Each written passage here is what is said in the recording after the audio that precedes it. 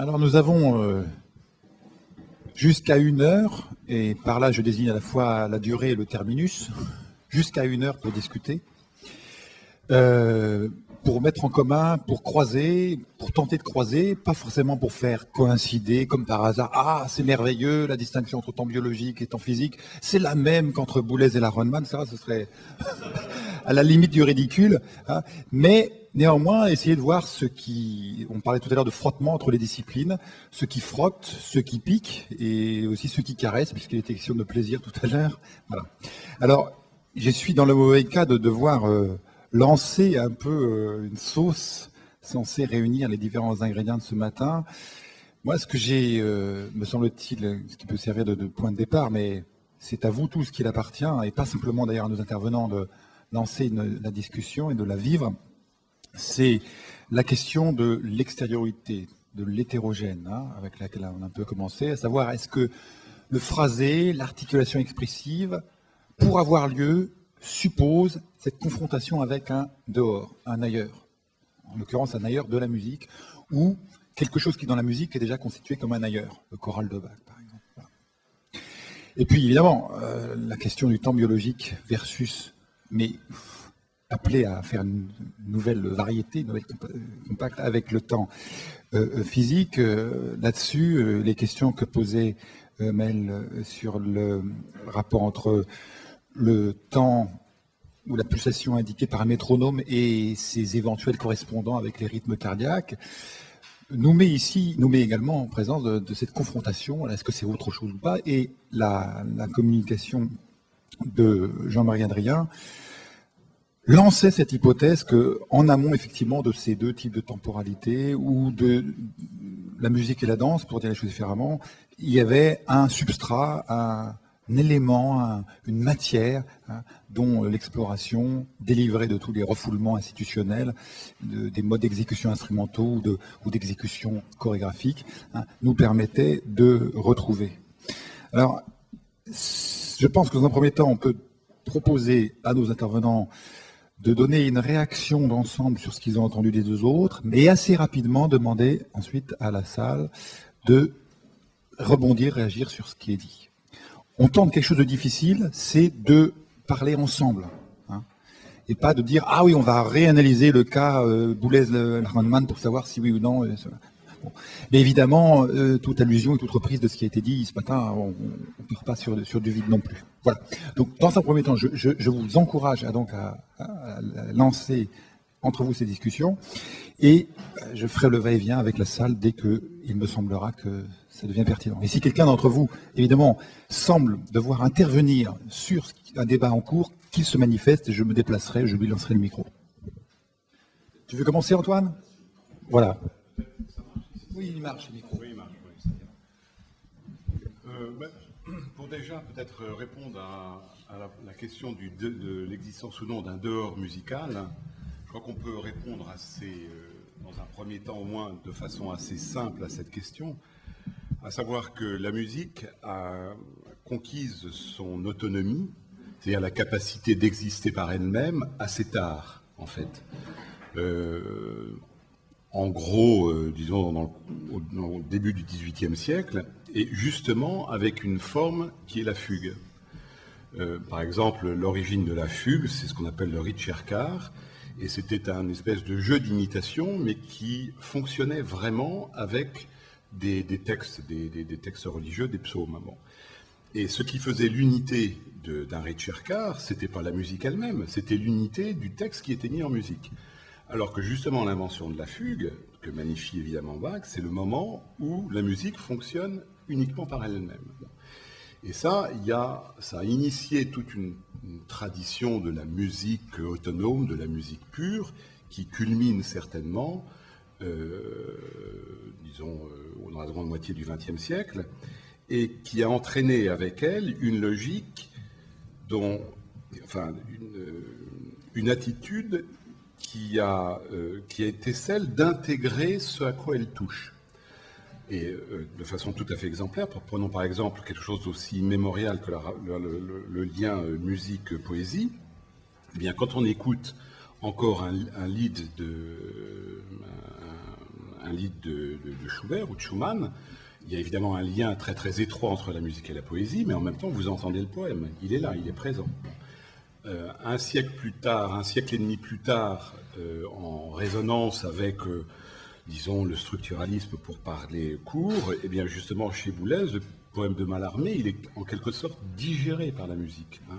Donc il est centre et absence, comme dit Boulez, mais il est donc digéré. Donc la tendance de la musique dans l'ivresse de son autonomie conquise tend à dévorer tout ce qu'elle touche. Voilà ce que je pourrais dire. Alors en même temps, il y a toujours eu un dehors effectivement à la musique, c'est ce que disait François tout à l'heure, mais qui se présente de façon un petit peu différente. C'est-à-dire par exemple dans une musique de Bach, un choral de Bach, évidemment qu'il y a un choral, c'est ce que dit le choral, mais qui est quand même intégré à la musique, c'est-à-dire que ce choral, par exemple, quand il est transcrit à l'orgue, par exemple, comme dans les chorales de Leipzig, on a l'intention qui est donnée par le titre du choral, par exemple, mais quand on écoute la musique seule, il n'est pas chanté, donc c'est simplement une intention abstraite, comme ça, qui est donnée à travers le titre. Ce qui serait autre chose que ce que j'évoquais tout à l'heure avec le dehors, dont l'idée serait d'inventer une logique musicale qui soit autonome, c'est-à-dire qui garde cet acquis, entre guillemets, de la musique, mais qui en même temps laisse une place au titre d'un côtoiement, je dirais, à autre chose. Et pourquoi est-ce qu'il me semble que c'est important? Parce que ça peut créer une dissonance. Je pense que le défaut d'expression, pour aller très très vite, de la musique contemporaine, entre guillemets, c'est un défaut d'expression et qui est lié au fait qu'elle a totalement émancipé la dissonance, et donc il n'y a plus d'aspérité à cette musique, et je crois pour le moment, en tout cas, plus de possibilités qu'elle en acquiert. Autrement, peut-être, mais c'est à mon avis pas le cas encore aujourd'hui, par le biais des nouvelles technologies, peut-être est-ce qu'on va trouver un espèce de nouveau système acoustique qui va pouvoir reconstituer l'équivalent de ce qu'était la dissonance dans le système tonal. Mais à mon avis, c'est pas demain la veille. Donc aujourd'hui, le son tend à intégrer, avoir une espèce de logique d'homogénéité qui a un défaut d'expression, et il me semble que l'expression, on peut la reconstituer en musique par un rapport avec ce que j'appelle un dehors, et qui est justement un dehors, et donc qui crée une espèce de frottement, de quelque chose d'inassimilable, d'où naît l'expression. Ce qui, pour tout de suite rebondir, puisque c'est ça l'idée avec ce que disait Jean-Marie Adrien, je suis en désaccord total avec lui, évidemment, puisque lui suppose au contraire qu'il y a un espèce de substrat commun et qui fait que finalement on va pouvoir entendre la manifestation double, démultipliée, musicale et dansée de la même chose. Et donc de ce point de vue-là, on peut absolument opposer radicalement nos points de vue. Voilà ce que je peux répondre dans un premier temps. Bon, je pense que Jean-Marie, tu peux peut-être commencer par répondre à ce désaccord. Est-ce que tu le perçois aussi vertigineux que le dit Antoine Bonnet? Et ensuite, on demandera à Maël si, en tant que théoricien de la biologie ou biologiste théoricien, il perçoit cette même question du rapport à l'extérieur dans sa propre discipline. Effectivement, moi, mais ce que je vois, c'est que c'est en effet ces deux mouvements qui sont un petit peu inverses, deux mouvements de pensée qui sont un peu inverses, puisque dans un cas, on va chercher l'altérité, et dans l'autre cas, on cherche une sorte de fusion originelle. Donc je ne sais pas de quelle manière ces choses-là peuvent être réconciliées. Une autre chose qui était absente de mon discours, c'est cette question de dissonance. Hein. J'ai parlé seulement de tension, ça revient au même, mais c'est un peu plus large. C'est la même chose, simplement c'est un peu plus large, ou de frottement. Et clairement, dans ce que j'ai exposé, je ne suis pas à la recherche d'un nouveau système. Par contre, il y a plein de points de convergence quand même. Tu dis en désaccord complet. Moi, j'étais en accord complet avec ce que tu disais. Je me disais, les symptômes, le diagnostic, le diagnostic est vraiment super, il est bien formulé, très bien. Comme ça, j'ai pas besoin de le dire. Tout est, c'est ce que j'essaie de dire malentendu là quand je suis intervenu.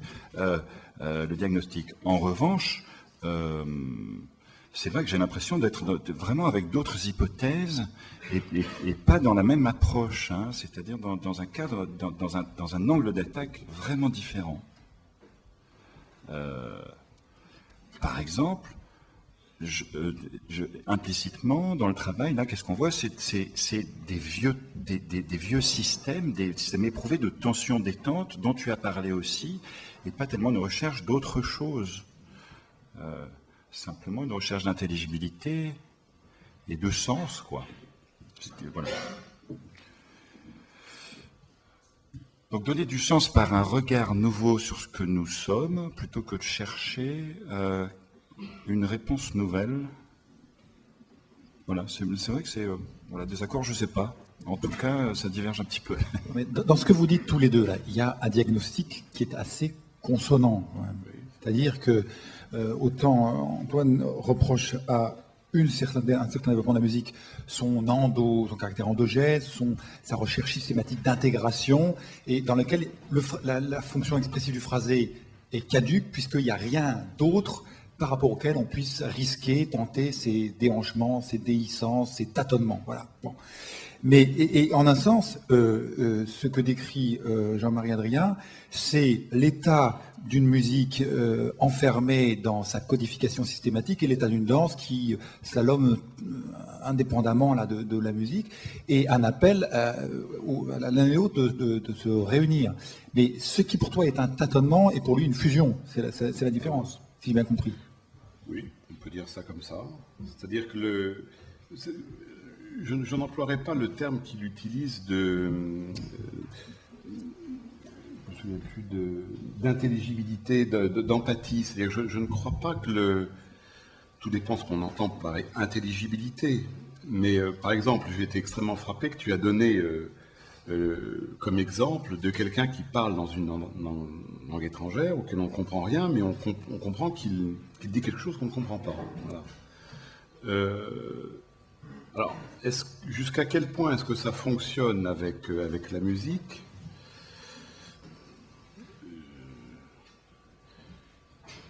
Je n'ai pas l'impression que ce soit... En tout cas, j'ai plutôt l'impression que la résonance possible de deux arts, bon, pour généraliser, je ne pense pas qu'on puisse y atteindre par ce qui pourrait être leur base commune. Voilà. Et par exemple, ça c'est une chose par exemple, qui se fait avec les nouvelles technologies, où on réunit des arts différents sur la base du numérique. Et ça, je pense que c'est quelque chose qui tend à gommer la spécificité de chaque art, justement. Donc je crois qu'il y a quelque chose à chercher dans la confrontation des choses, beaucoup plus que dans leur tentative de fusion. Oui, c'est ça. Emmaël, qui fait le fusible entre le tâtonnement hétérogène et la fusion refoulée et à redécouvrir. Alors, disons que sur ce thème, il y a pas mal de situations différentes qui sont données par rapport au rythme biologique.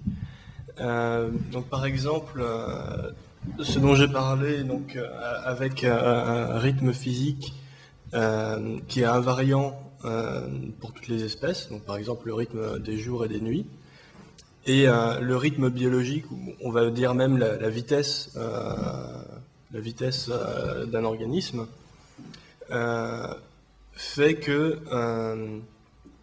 en quelque sorte, quand on passe d'une souris à un éléphant, ou plutôt l'éléphant à la souris, une année va pas du tout avoir le même poids pour la souris que pour l'éléphant. C'est-à-dire ce rythme-là physique ne bouge pas, alors que la vitesse, au contraire, diminue énormément.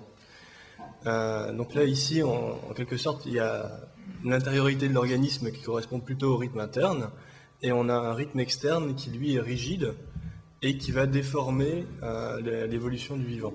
Donc ça, c'est une première situation de friction. Une deuxième situation, pour le coup d'extériorité, c'est l'activité spontanée ou pas d'ailleurs que peut avoir un organisme, par exemple pendant son état de veille, C'est-à-dire ce que j'ai montré avec l'invariance d'échelle de la variabilité du rythme cardiaque pendant le jour, donc cette structure extrêmement complexe. Il y a des situations où elle peut devenir simple pendant un moment. C'est par exemple en cas d'activité physique. La structure se régularise à un rythme donné qui dépend de l'effort physique. Donc il n'y a pas de détermination complète qui est donnée pour le rythme physique. Il y a cette extériorité qui peut être l'activité, ce qui se passe dans l'environnement. Et enfin, peut-être que ce dernier exemple correspond plus à votre situation. Il y a la question de l'unicité du temps compassifié ou pas qui peut se poser. Étant donné qu'on a vu qu'il y avait une pléthore de rythmes physiques qui a suivi cette relation d'allométrie. Donc j'en prends juste deux, la respiration et le rythme cardiaque, donc qui ne sont pas insignifiants pour la musique non plus. Donc en moyenne, ces deux-là sont dans un rapport réglé qui ne dépend pas de la masse ni de l'individu, qui est de à peu près 4. Mais dans des situations particulières, il peut y avoir un peu toutes les configurations possibles, donc y compris de la synchronisation entre donc, la respiration et le rythme cardiaque, ou de la non-synchronisation, ou le rythme cardiaque qui devient plus lent par rapport au rythme cardiaque, le rythme respiratoire qui devient plus lent par rapport au rythme cardiaque. Par exemple, si on contrôle sa respiration, hein, tout simplement, c'est très facile à faire. Donc, à la fois, en moyenne, ces deux-là fonctionnent exactement de la même manière, à un facteur près, et à la fois, disons, leur hétérogénéité en termes d'organes conduit à une richesse de situations. Nicolas voulait intervenir. Je pense que maintenant, vous pouvez donc lancer une discussion avec les intervenants en privilégiant les questions transversales, c'est-à-dire auxquelles plus d'un intervenant est susceptible de répondre. C'était pour faire une proposition à ce titre-là et pas pour conforter la discussion entre musiciens que par ailleurs on peut avoir. Moi j'ai l'impression qu'il y a un thème, en tous les cas, qui m'a frappé, qui est transversal aux trois interventions, en fait, qui est donc justement que le phrasé, certes, convoque la question d'un dehors, prenons-le comme ça, mais que la figure du dehors dont il est question n'est pas celle exactement d'une extériorité, mais aussi d'une intériorité. Et je voudrais en donner 5 exemples à partir de ce que j'ai entendu, ou ce que j'ai compris, etc., comme une sorte de motif commun, voilà, enfin, ou en tous les cas de question commune qui m'est apparue depuis longtemps. Par exemple, on prend comme paradigme l'exposé de Centrale, qui est le rapport entre le biologique et le physique. Ce qui est frappant, c'est qu'on a à la fois une dualité, mais que le biologique est aussi physique. C'est-à-dire le physique n'est pas, le substrat du biologique. Il n'y a pas de biologique sans physique. Donc, il y a déjà une dimension, moi, qui m'a intéressé là-dedans, c'est de voir que le rapport entre le biologique et le physique n'est pas le rapport entre, alors parlons pas de la musique et la danse, mais enfin la musique et la peinture, une extériorité, puisque le physique est à l'intérieur du biologique. Donc, on a déjà là affaire à un dedans-dehors qui est une sorte d'imbrication intérieure, et donc penser la question du dehors d'une autre manière que comme quelque chose qui n'a rien à voir, mais qui est dedans. Ça, c'est le premier exemple. Ou dans les deux types de rythmes dont tu nous as parlé. Enfin, les deux rythmes sont destinés à se composer, mais somme toute, parce que précisément, ils ne sont pas en extériorité complète, sinon on ne voit pas quelle serait la matière même sur laquelle ils pourraient se composer. Dans l'exposé de Jean-Marie, il y avait deux manières aussi, dans mon avis, dont ça apparaissait de manière assez claire. Premièrement, la question du public, donc qui est présentée au début comme un dehors par rapport aux musiciens, au spectacle, mais en fait qui est destiné à devenir un dedans, puisque par le terme d'empathie, alors on peut en discuter, moi je ne suis pas pour ce terme-là, mais peu importe, mais tu nous proposes une figure où il y a un dehors qui est destiné à devenir dedans. Bon. De la même manière, sur la figure du refoulement que tu nous as employé, ben on sait bien que le refoulement, c'est aussi quelque chose qui se présente comme ça n'est plus dedans, mais en vérité ça reste dedans, puisqu'il y a un retour du refoulé, etc. Donc on est devant des dualités comme ça, intérieures et extérieures, qui sont en fait, qui restent nouées. Et dans l'exposé d'Antoine, à mon avis, c'est la même chose, parce que il y avait d'une part une idée très intéressante, j'ai trouvé, qui était le phrasé convoque une multiplicité d'échelles, je la mettais en avant sur l'accentuation, et donc avec l'idée que le phrasé, c'est aussi lorsque quelque chose d'une échelle donnée, finalement, somme toute, a un effet sur une autre échelle, émerge, entre guillemets, dans une autre échelle, Et d'autre part, un autre exemple qui me venait à t'écouter à propos de Bach, c'est que, par exemple, dans le choral, il y a évidemment qu'il y a un élément très important qui est l'intervention du cantus firmus.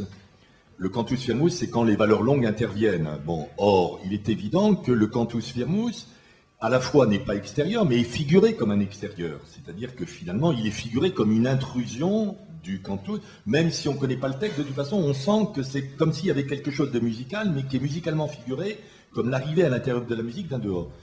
Donc si je rassemble cette idée-là, il y aurait comme l'idée que donc le phrasé est quand même quelque chose qui se joue lorsqu'effectivement il y a une convocation, somme toute, de l'idée d'un dehors, mais en fait comme étant en vérité un dedans, ou comme l'émergence à partir de dedans de quelque chose qui soit parce qu'il a une autre échelle, mais apparaît, je ne dis pas est, mais apparaît comme un dehors. Ou alors comme un dehors, enfin un dehors qui s'avère un dedans, ou un dedans qui apparaît comme un dehors, enfin quelque chose comme ça, faisant jouer des changements d'échelle et des émergences entre les échelles. Enfin voilà. Moi, il m'a semblé qu'il y avait cette idée-là un peu commune, et encore une fois, dont le paradigme, somme toute, central ici, qui est le rapport entre le biologique et le physique, est assez intéressant pour nous. Voilà. Non pas que ça vaille exactement comme le sonore et le musical, on ne peut pas projeter exactement, mais enfin voilà, Ce que tu dis à propos du rapport dedans-dehors, c'est exactement ce que j'essayais de dire quand je disais que sur un versant, l'articulation était puissance d'expression, expression en puissance, alors que sur l'autre versant, c'était l'inverse. C'est-à-dire qu'il fallait évidemment qu'il y ait une potentialité expressive dans l'articulation pour qu'elle soit manifestée par le dehors d'un geste instrumental. Voilà, c'est exactement de ce point de vue-là ce que je voulais dire. Tout de suite, pour rebondir là sur l'intervention, la différence parce qu'à un moment tu as parlé de métronome entre le temps physique et le biologique faisait immédiatement penser entre la différence entre le phrase et le phrasé. C'est-à-dire que on peut voir, je pense, un rythme biologique comme ce qui est, par rapport au rythme physique, ce qu'est le phrasé par rapport à la phrase. Je pense qu'on pourrait, d'une certaine façon, voir les choses comme ça. C'est-à-dire qu'un texte musical se présenterait comme un temps physique, si on peut dire une chose pareille, et alors que le temps biologique serait la visitation absolument particulière de ce temps physique en tant qu'il est producteur de phrasé. Attendez, alors est-ce que sur les remarques de François Nicolas, les deux autres intervenants veulent réagir? Car ensuite, j'ai déjà une intervention ici, ensuite ce sera Giuseppe. C'est pas obligatoire. Alors, je suis Alain Masson, je dois intervenir demain sur le cinéma. Ma question est naïve, quoique transversale. J'aimerais savoir dans quelle mesure le phrasé est affaire de régularité et dans quelle mesure il est affaire d'irrégularité. Parce que en voyant par exemple les extraits de danse, j'ai été frappé par une chose. Bon, on arrive difficilement à faire son deuil d'un ordre, d'une certaine intelligibilité, avant un certain temps. C'est-à-dire vos premiers extraits m'ont paru trop courts pour que je renonce à les comprendre comme ayant une intention musicale ou une réalité de danse, par exemple. Et donc, il me semble que ça pose effectivement le problème du rapport entre les régularités que je peux discerner, ou que j'espère discerner à partir d'un ensemble plus complexe, et les irrégularités qui vont comme scander, ponctuer, enfin tous ces mots qu'on emploie habituellement pour le phraser, ce matériau.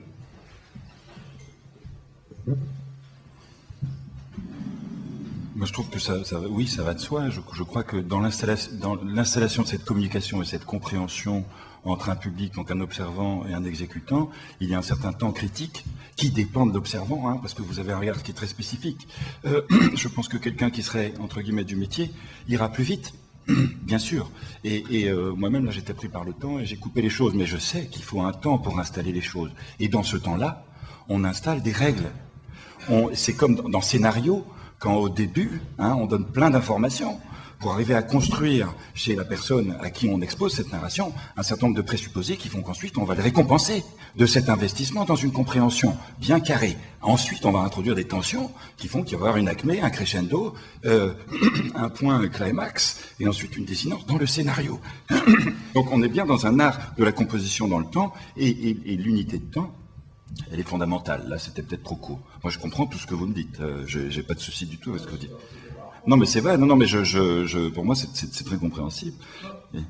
Oui, j'étais frappé quand même. Dans le temps biologique, quand vous exposez cela, il me semble que la régularité tient un rôle beaucoup plus important que dans le temps musical, par exemple. Non ? La régularité, en quel sens? En ce sens que vous retrouvez des constantes, là où j'en attendais pas du tout, moi, que le nombre de battements de cœur de la souris soit le même que celui de l'éléphant, c'est une chose que je vais retenir et qui m'a surpris.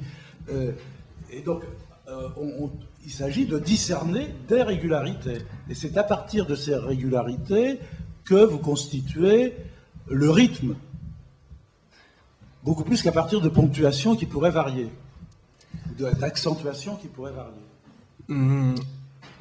Ça, on va dire, c'est une question assez compliquée, mais c'est lié à la mathématisation, c'est-à-dire qu'en fait, les régularités ou les symétries, on peut dire tout ça en termes de symétrie, sont vraiment à la base de la mathématisation en physique. Ici, elle prend une forme un peu différente du cas de la physique, mais elle sert vraiment de levier pour rendre la mathématisation objective, disons. Après, c'est une régularité, dans notre cas, qui est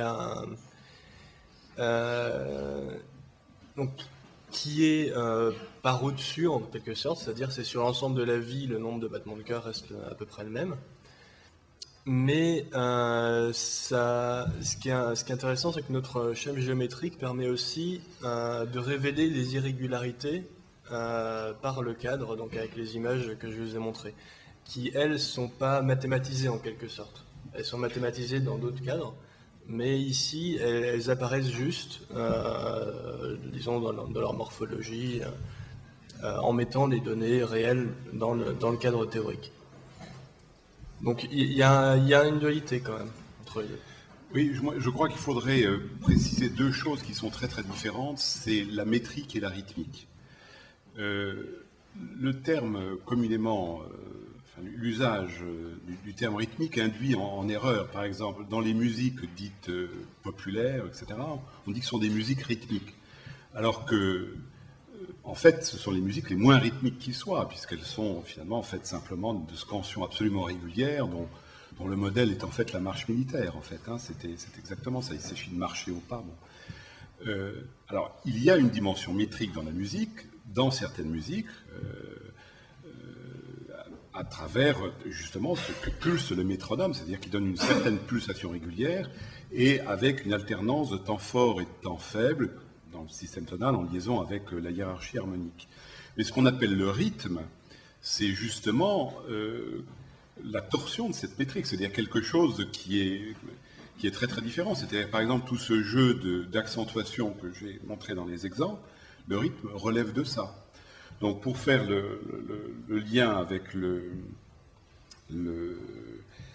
temps physique et le temps biologique, on pourrait dire que le temps physique relève de la métrique, voilà, et que la métrique relève du temps physique et le rythme relève du temps biologique. C'est-à-dire que le phrasé, la musique, relève beaucoup plus de la pathologie cardiaque, je dirais, que du temps physique, voilà, pour dire des choses comme ça. Oui, je suis tout à fait d'accord avec cette remarque. Mais non, pas la pathologie, la situation saine. Oui, régularité. Vous avez vu, quand il y avait ces régularités écrasantes, paf, il y a la mort. Hein. Voilà. C'est ça la marche militaire, justement. Oui. Oui. je vais dire Oui, quelques prémices que je pense, et en ce sens, les terrains de rencontre. Pour nous, qu'est-ce qu'il y a quand les vivants arrivent? Il est né, il s'est formé 3 milliards et demi d'années, il y a 3 milliards et demi d'années, enfin, il y a, disons, ce que nous appelons transition critique étendue qui se forme, et il y a du rythme, le rythme métabolique, ça c'est la même chose. Paf, il y a un rythme métabolique qui s'installe, et dans la moindre cellule. Les vivants, il est vraiment, je dirais, organisateur, on peut même dire, il est créateur du temps. Il crée son temps. Hein. Ça, c'est par rapport au physique, où j'insiste, comme vous dites, la métrique, c'était parfait ce que vous avez dit, la métrique par rapport au phrasé. Et il y a des périodes, la Terre qui tourne, la Lune, hein. Mais non, chez le vivant, l'installation de son rythme propre, qui certainement à l'origine est imposée par des rythmes physiques, ça, il n'y a pas de doute, le jour, la nuit, ont imposé ces rythmes aux vivants, mais puis lui s'autonomise par ces rythmes. Rythme métabolique d'abord, puis il y aura respiratoire, cardiaque. Je dis les vivants, j'aurais dû dire les animaux, puisque là, il y a une différence importante. Sur la surface de la Terre, pas dans les mers, puisque là, c'est la pagaille. Dans la mer, il y a des êtres, on ne sait pas si c'est des animaux, des plantes, enfin, il y a la vraie vie. Hein. Nous sommes un petit épiphénomène, et la vie, c'est dans la mer. Mais nous, on a étudié les petits épiphénomènes sur la surface de la Terre, et là, les plantes n'ont pas des rythmes propres, avec quelques exceptions, comme ça, toujours en biologie. Mais en général, ils n'ont pas, c'est-à-dire les rythmes métaboliques, chlorophylliens, et les rythmes hormonaux qui existent aussi chez les plantes sont tous subordonnés jour et nuit, hiver. La plupart des plantes qui ne sont pas actives meurent l'hiver. Il n'y a pas de métabolisme, il n'y a rien. Puis pouf, ressurgissent au printemps. Donc les plantes, en principe, en général, n'ont pas de rythme interne, sont totalement subordonnés au rythme physique. Hein. Les animaux, par contre, ils acquièrent cette autonomie rythmique qui demande une nouvelle dimension. Pour nous, cette histoire du temps constitutif du vivant, vraiment, et que le vivant à son tour crée, c'est le point de vue qui départage, qui enrichit, puisque comme disait François tout à l'heure, absolument, nous ajoutons une dimension. Il ne s'agit pas de s'accontreposer à la physique, évidemment, est sous-jacente, mais il faut ajouter, pour comprendre mieux, une dimension. Et pas seulement celle-là, nous en ajouté aussi deux autres, pour d'autres raisons, et pas de type temporel. Et je suis absolument d'accord sur l'analogie et avec phrasé, et puisque vous avez vu les jeux permanents entre régularité et irrégularité. C'est vraiment au cœur, et c'est pareil pour les rythmes métaboliques, pour les rythmes respiratoires, il y a derrière la période physique qui subsiste pour le vivant, son temps de vie parfaitement régulière, hein, il suppose que, et c'est vrai, les temps de vie sont tels, et une irrégularité et une variété dans les individus à l'intérieur des espèces. Et même les rythmes ne sont pas totalement corrélés, c'est-à-dire il y a une corrélation suffisamment régulière entre rythme cardiaque et respiratoire, mais par exemple il peut y avoir des rythmes de la sexualité qui sont très différents, qui dans les grands animaux s'allongent incroyablement. Les éléphants ont une activité sexuelle tous les 4 ans. Hein, donc donc il y a vraiment là des rapports qui perdent même de l'allométrie. Beaucoup plus souvent. C'est très rapide, oui, c'est très rapide. Et dans cette dernière remarque, le rôle essentiel chez les animaux du cerveau dans tout cela. Et en fait, tous ces rythmes sont des rythmes cérébraux. Hein.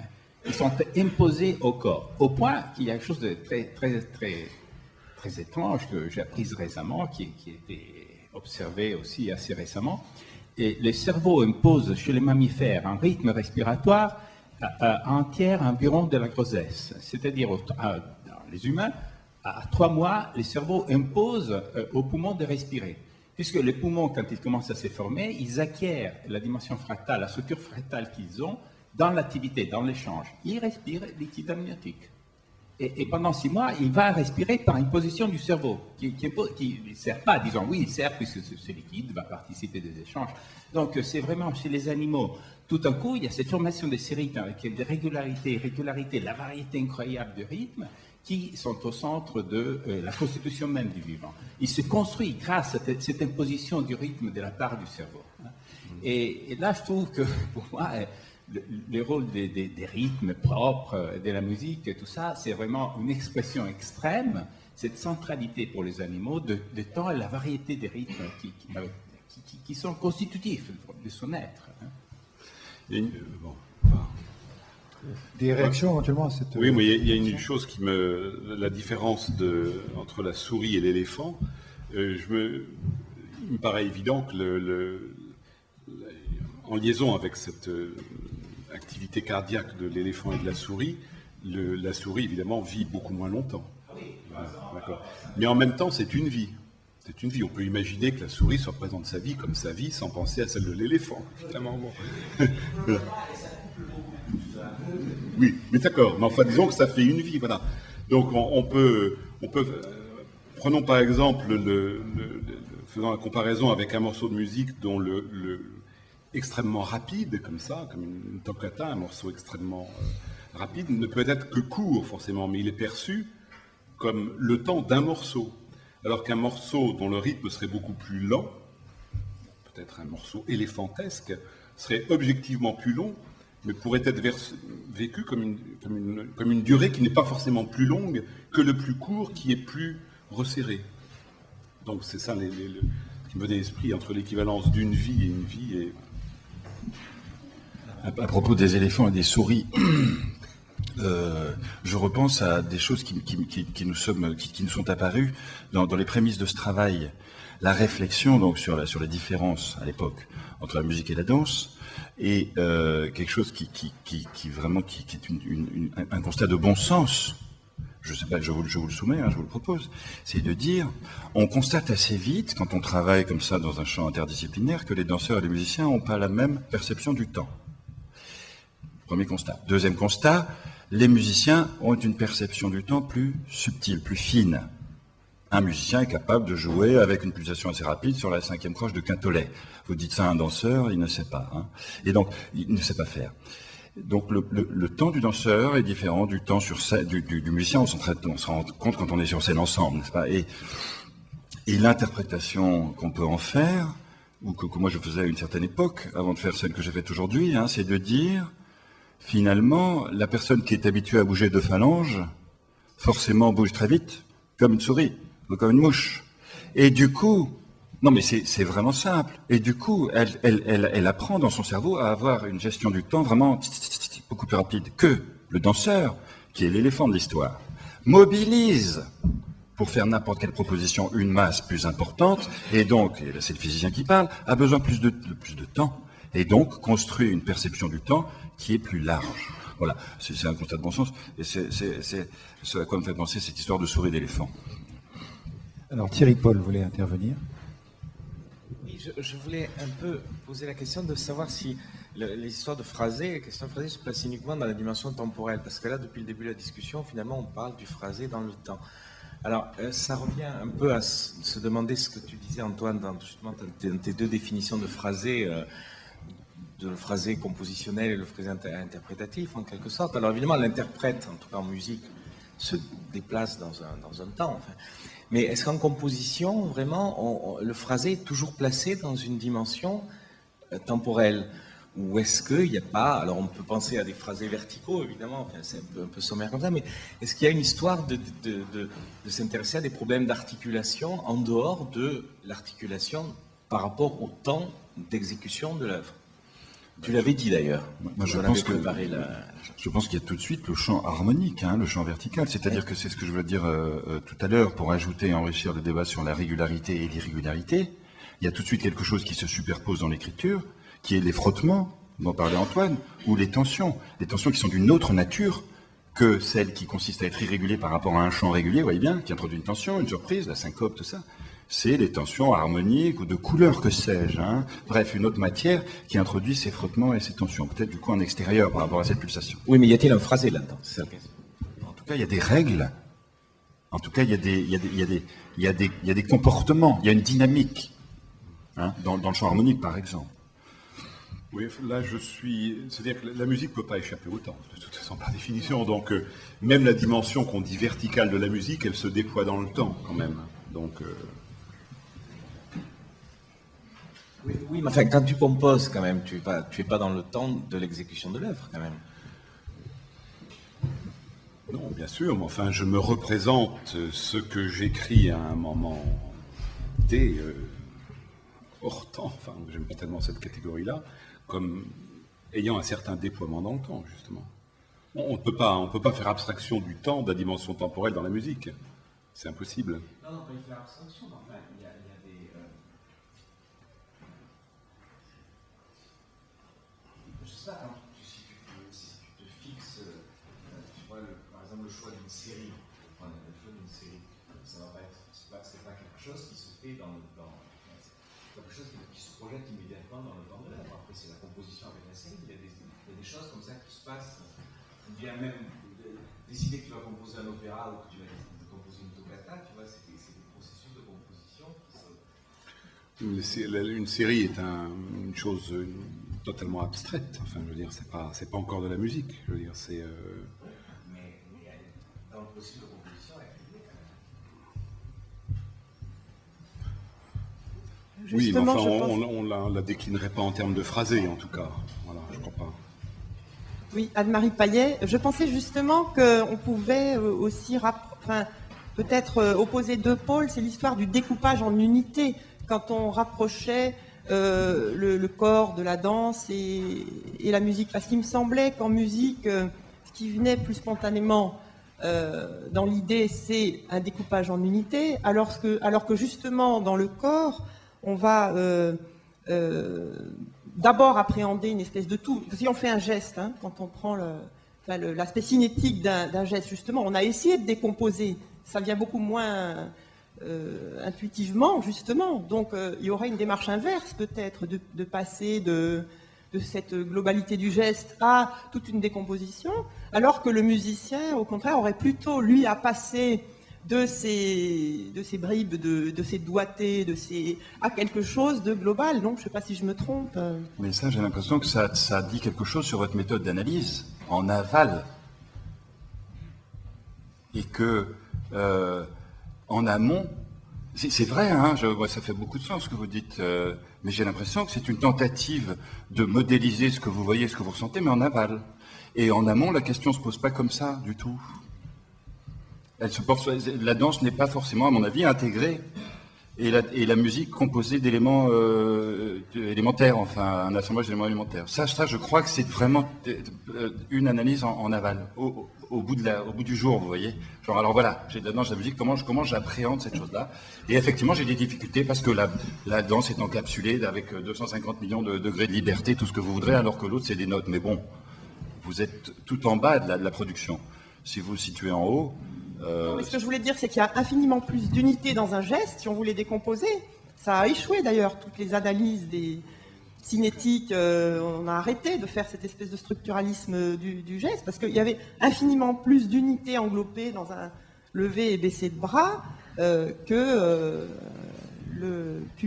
sais pas, il me semble. Tout dépend du niveau d'analyse. Si vous prenez ça ne venait pas de l'analyse intellectuelle, ça venait d'une intuition du base, quoi, très populaire, de dire que... Si vous prenez un son de timbale, si vous voulez, la musique a échoué aussi un certain nombre de choses. Tout dépend où vous situez l'échelle. La musique a échoué à analyser une articulation de 3 notes de violon, ok ? Parce que c'est trop compliqué, parce que c'est aussi sophistiqué que le geste dont vous me parlez. Alors maintenant, il y a une symbolique, un modèle qui est d'écrire des notes sur une partition, et là vous me dites c'est très simple. Ok, mais c'est un modèle. En réalité, l'acoustique du son, c'est aussi compliqué que le geste d'un danseur, croyez-moi. Donc...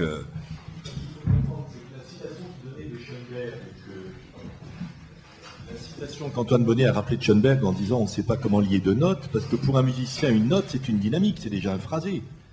Donc une note, c'est en soi-même une petite phrasée acoustique, c'est pas do au sens où c'est pas la 440 Hz, on raisonne jamais comme ça. Si vous écrivez do pour le piano, vous entendez le marteau qui frappe, vous entendez la résonance, donc vous avez déjà un petit phrasé.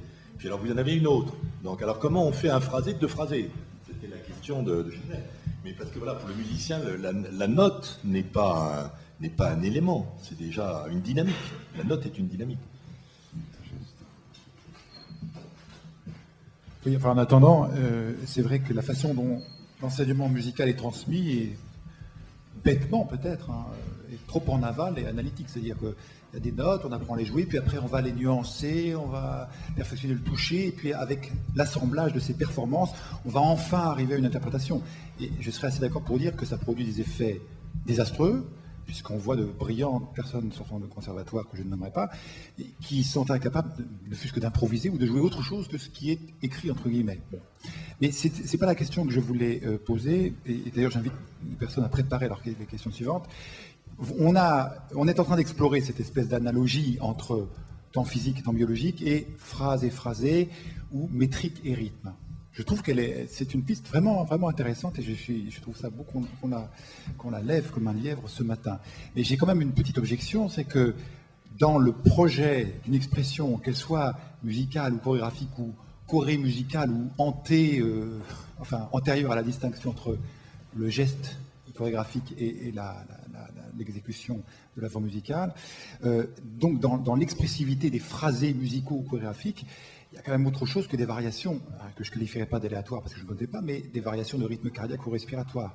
Alors, est-ce que quelqu'un ici peut faire une hypothèse sur d'où vient l'expressivité? Est-ce qu'elle serait au fond la captation, le repérage de ces variations biologiques, de respiration, de souffle, de tout ce qu'on veut, d'accélération, et donc on dirait l'expressivité musicale ou chorégraphique, c'est une physiologie un peu décodée, hein, ou est-ce qu'au contraire, il y a une autonomie propre, alors spirituelle ou anthropologique ou humaniste, tout ce que vous voulez, de l'expressivité?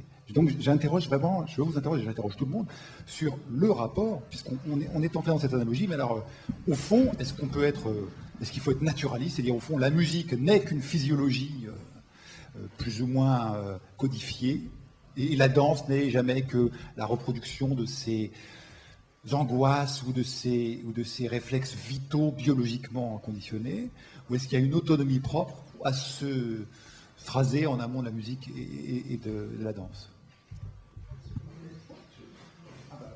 On va demander de prolonger ou d'infirmer la question.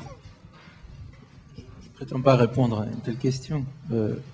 Simplement dire que il me paraît évident que l'expression découle d'une compréhension, donc elle vient de l'intelligence, pas de la nature, bien que l'intelligence est aussi de la nature.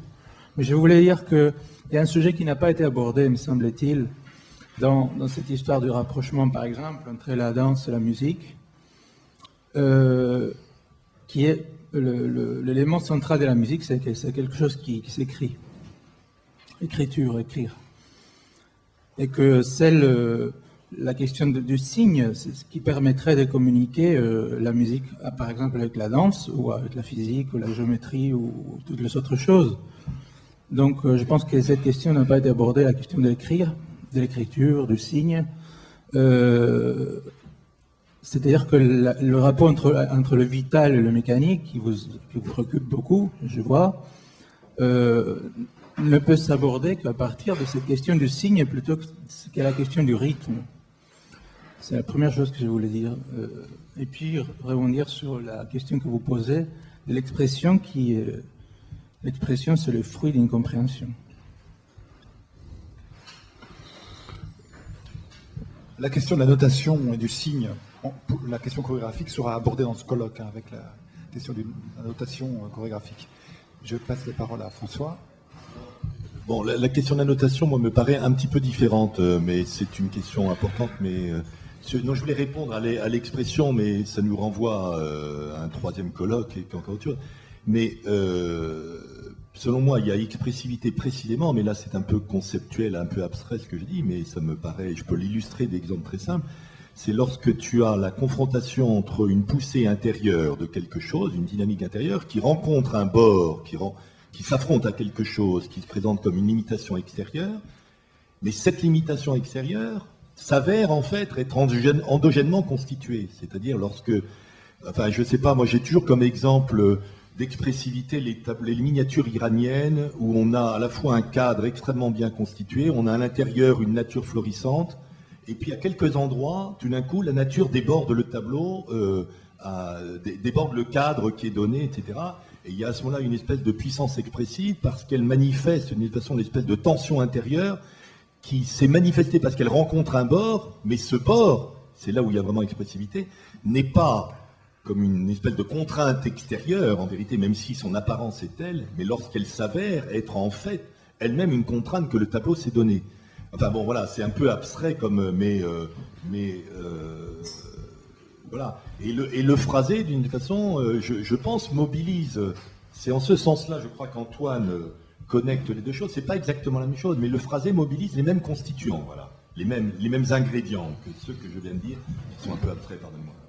Voilà, ma question, c'est de savoir si ces ingrédients sont des espèces d'émotions fondamentales au sens pratiquement physique, de choc, retour d'action-réaction par rapport à un substrat, etc.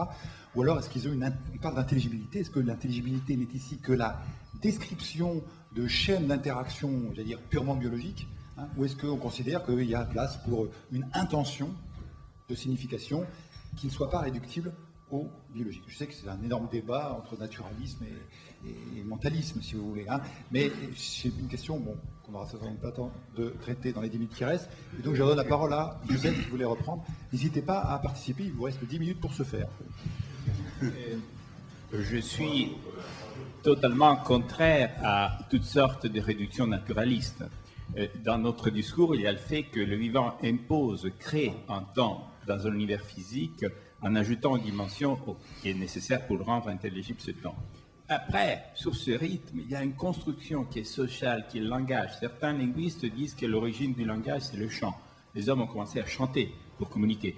Et là, il y a l'émotion, la signification, qui est un ajout radical. Donc, il y a derrière, comme la physique est derrière la biologie, puis il y a cette dimension des signifiants, d'émotions qui s'ajoutent ultérieurement, et qui n'est pas seulement chez les humains.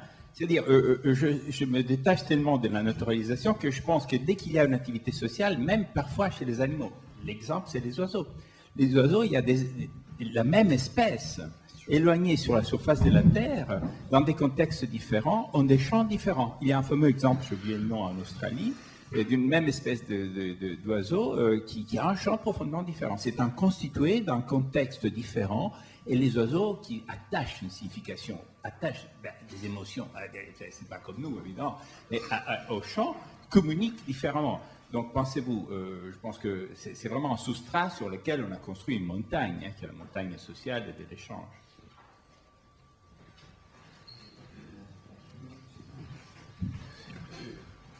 Oui, c'est une question plutôt à Jean-Marie Adrien sur la phrasé antérieure, sur le phrasé avant, entre la danse et la musique.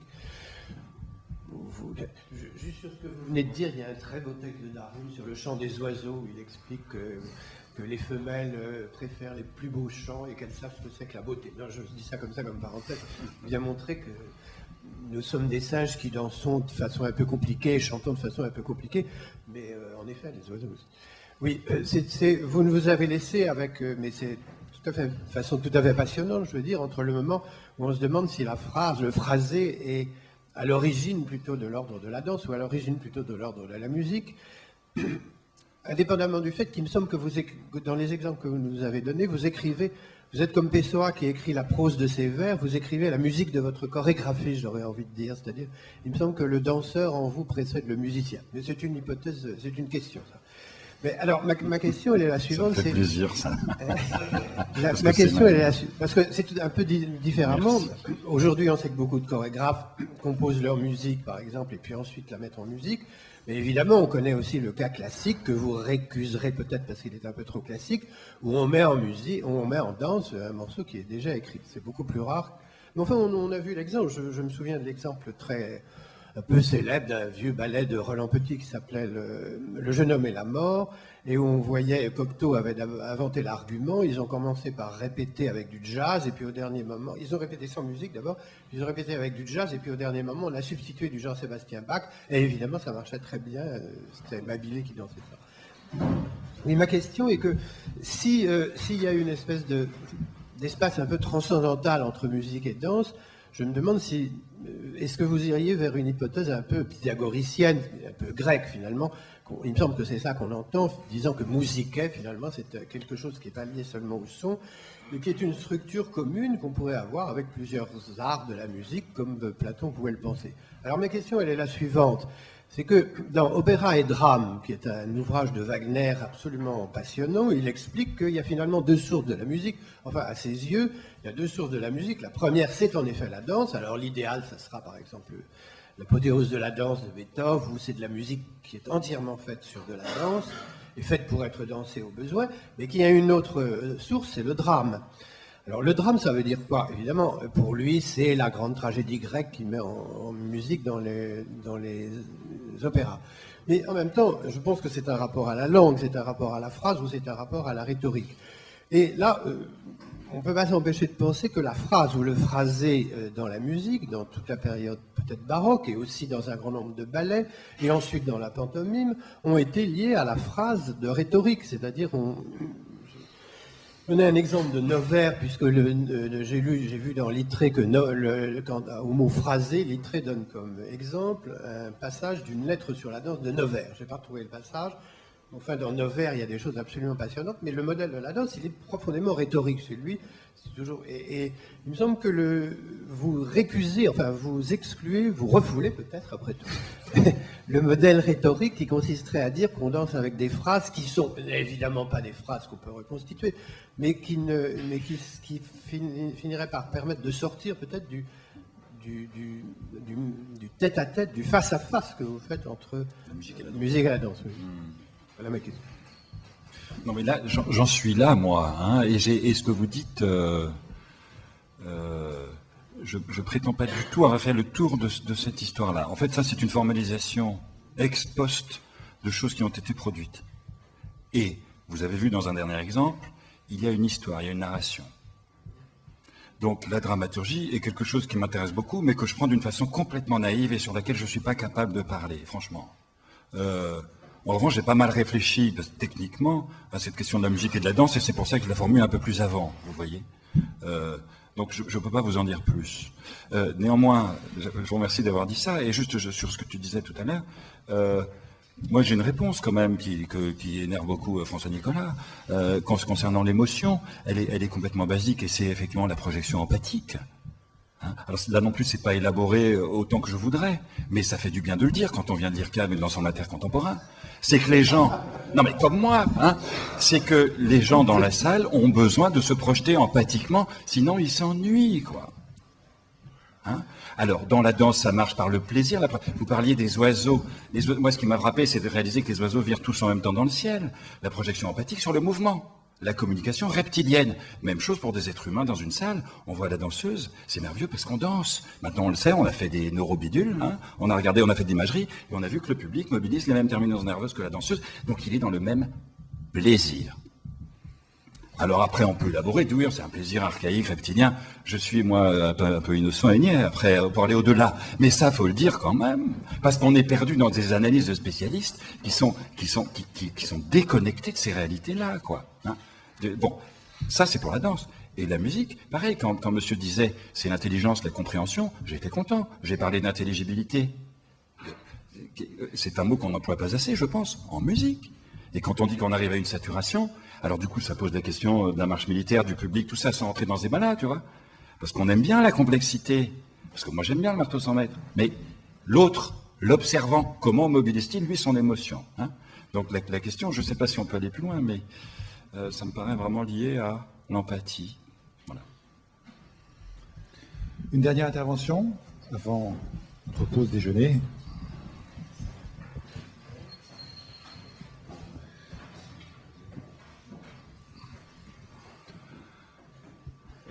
Moi, je voulais savoir, pour vous, Jean-Marie Adrien, j'avais besoin d'un peu plus de clarté quant à la chose en amont qui constituerait le phrasé. Moi, j'avais l'impression qu'il s'agissait en fait d'une intention.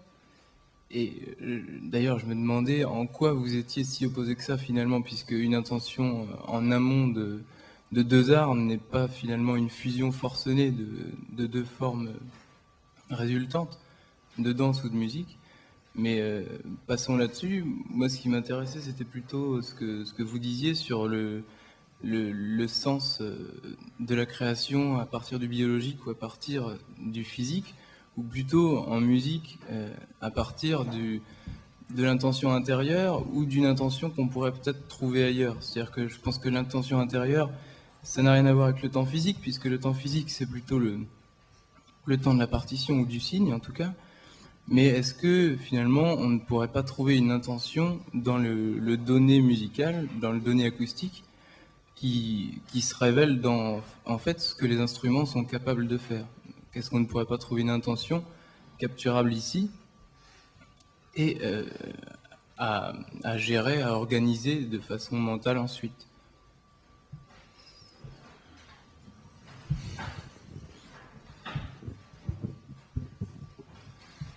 Bon, qui veut répondre avant que le temps biologique nous rappelle au repas?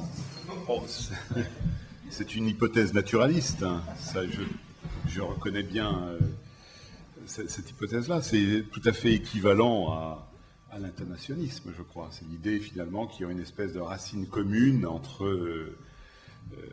la musique et la parole, ce qui est d'ailleurs le pendant de ce que dit Jean-Marie et dont la réunion des trois aboutit à ce que François Regnault pointait tout à l'heure, c'est-à-dire effectivement la musique est grecque, en fait.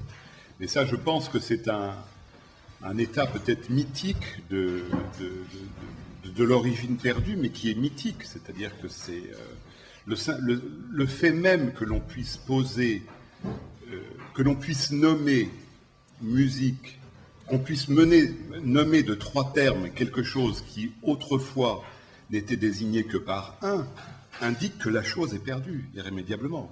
C'est comme ça que je vois les choses. La nomination sépare irrémédiablement.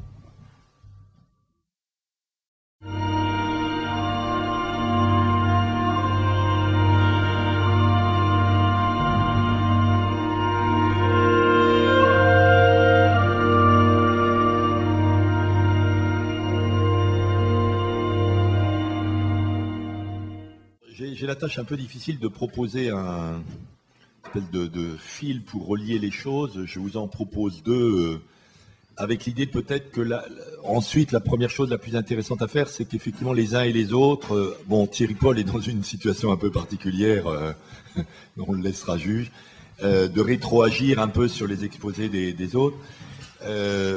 En tout cas, il y a deux idées, me semble-t-il, qui ont traversé les différents exposés. Le premier, qui est finalement que le phrasé, donc, à voir avec une question d'adresse. Il me semble que c'était explicitement présent dans le dernier exposé, c'était la thèse, mais elle était aussi évidemment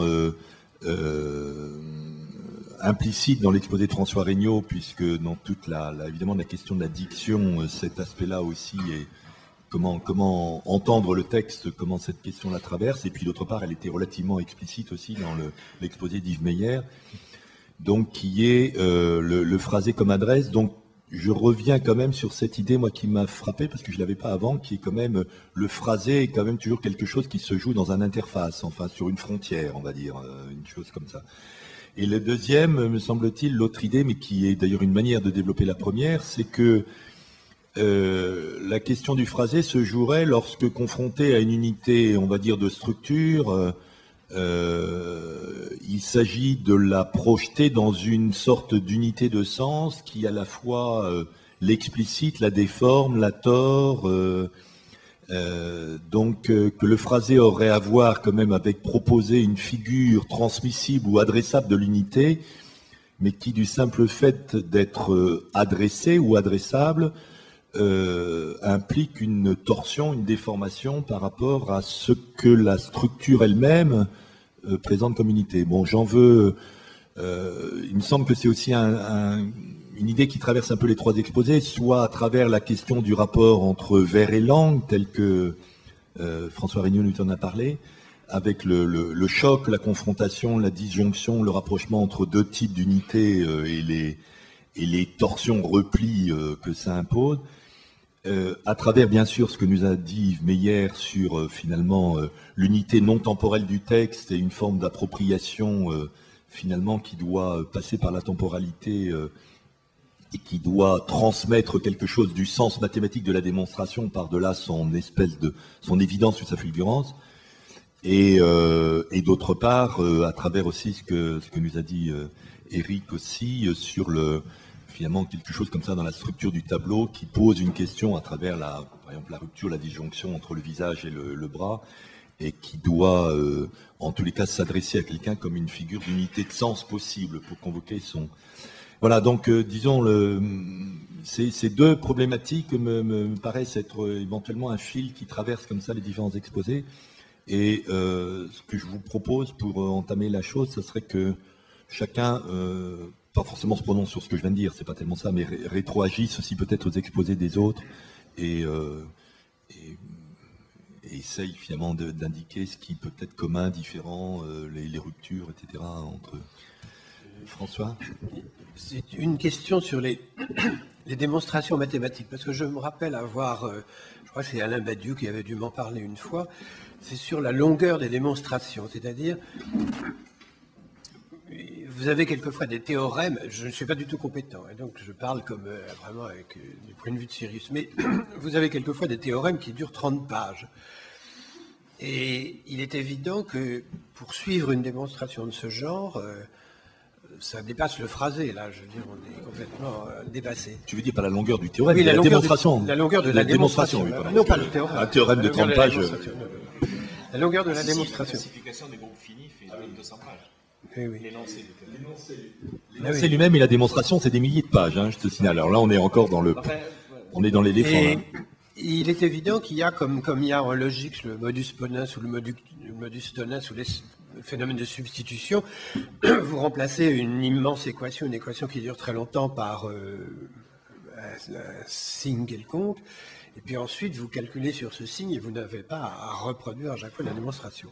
Or, dans les longues démonstrations, on peut quelquefois sauter 30 pages, parce qu'on sait que dans ces 30 pages-là, quand quelqu'un invente un nouveau théorème, dans ces 30 pages-là, il est assuré que ça, ou bien c'est trivial et que la démonstration ne demande pas beaucoup d'efforts, donc on ne la fait pas, tous les mathématiciens confrères vous l'accorderont, ou bien ou bien c'est déjà fait, ou bien ça a déjà été démontré, donc on le prend comme un fait acquis. Et donc ça permet de réduire le temps de la démonstration et d'arriver finalement à des résultats plus vite. Mais est-ce que ça rentre dans la question, la temporalité des démonstrations? Parce que dans l'exposé que Meyer faisait, à un moment, il disait que les mathématiciens étaient volontiers platoniciens, parce qu'ils aperçoivent tout d'un coup, comme beaucoup ont cru à la fameuse conjecture de Fermat, qui est maintenant démontrée, ils ont cru pendant longtemps, Fermat a cru qu'il avait aperçu une bonne fois pour toutes la démonstration. On sait aujourd'hui que c'est totalement impossible, compte tenu de ce qu'on est arrivé seulement récemment à le faire. Je crois qu'il ne s'est pas trompé, mais on ne peut pas supposer qu'il avait vu tout le détail de la chose. Alors c'est entre la perception instantanée d'une démonstration où on voit quelque chose, mais on peut se tromper et puis s'apercevoir que ça ne tient pas debout, ou bien au contraire avoir une intuition de génie, mais il faut 300 ans pour que ce soit vérifié. Et quand enfin c'est démontré, alors, sur la temporalité d'une démonstration, là, je ne sais pas si ça entre dans...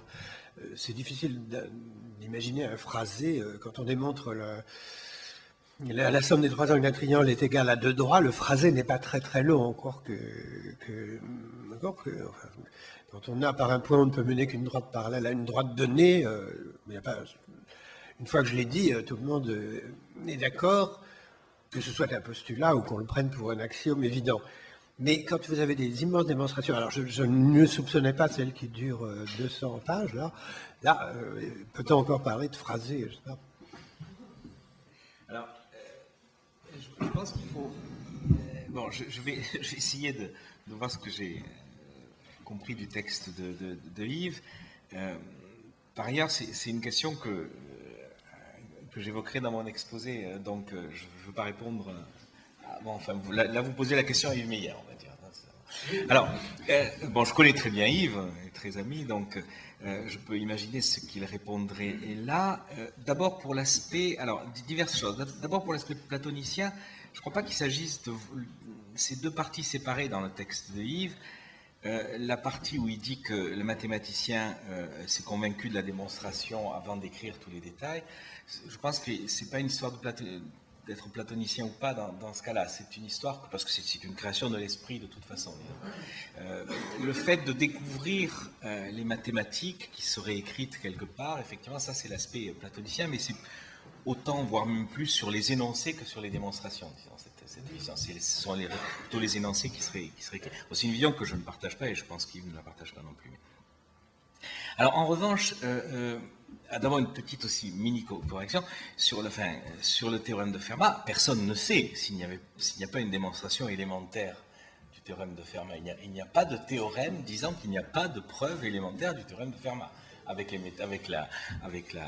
méthode de Fermat. Avec les mathématiques, je veux dire, du temps de Fermat. Là où on pense que Fermat s'était trompé dans sa preuve, c'est qu'il y a eu, peu de temps après, une preuve fausse qui est sortie. Mais c'est pas parce que quelqu'un d'autre a fait une preuve fausse que Fermat n'avait pas de preuve fausse. Donc on n'en sait rien. Et c'est d'ailleurs un problème, personnellement, je trouve très joli, de savoir si un jour on découvrira une preuve. Parce que lorsqu'on regarde la vie d'une preuve, et ça m'entraîne un peu sur la réponse à votre question, la vie d'une preuve dans l'histoire, c'est un procédé de simplification toujours. La première preuve, en général, d'un théorème intéressant est toujours très difficile. Et puis après, il y a des preuves qui peuvent petit à petit arriver de plus en plus faciles, et on ne sait pas tellement où on peut s'arrêter. On ne sait pas si à la fin, on ne peut pas avoir une preuve qui soit complètement simple. Enfin, en tout cas, il y a, pour des théorèmes intéressants, des preuves incroyablement plus simples que la preuve originelle. Là, il y a un problème de barrière psychologique, disons. Je vous donne un exemple. Bon, alors là, c'est vraiment comme si Yves parlait, parce que je pense qu'il raconterait cette histoire, parce qu'il y en a longtemps raconté. Il y a un professeur à l'université de Yale qui s'appelle Serge Lang, qui est très connu, qui a écrit énormément de livres, et qui avait l'habitude de donner comme sujet d'examen, je cite l'anecdote de mémoire, mais l'esprit y est en tout cas, aux gens qui étaient freshmen, aux gens qui étaient en première année de mathématiques à l'université de Yale, une conjecture de Riemann, que personne n'avait réussi à démontrer. Pas Hugo, Bernard, Riemann. Et cette conjecture c'est pas la fameuse conjecture, mais c'était une autre que personne n'avait réussi à démontrer. Et un jour, il y a un étudiant de première année qui l'a démontré. Plus exactement, qui a résolu le problème. Mais il a démontré que la conjecture était fausse. Et ça, au fond, personne n'avait osé imaginer que la conjecture était fausse. Et il fallait vraiment être en première année de l'université pour le découvrir. Donc, c'est un exemple comme ça. Donc ça, c'est pour l'histoire des preuves. Alors, sur le phrasé dans une démonstration, comment est-ce que se pose la problématique? Donc ça, je le redirai demain, je ne sais pas si vous serez là, mais la problématique se pose de façon un petit peu curieuse parce que le statut de démonstration n'est pas un statut bien établi. C'est un statut un peu éphémère. Pour la raison que je viens de dire, il y a plusieurs démonstrations. Et puis les démonstrations sont digérées, redigérées, elles apparaissent. Donc, je pense qu'il y a une histoire de phrasé plutôt des énoncés que des démonstrations. C'est un peu là. Et parce qu'il y a plusieurs façons d'énoncer un énoncé. C'est ce que je développerai demain.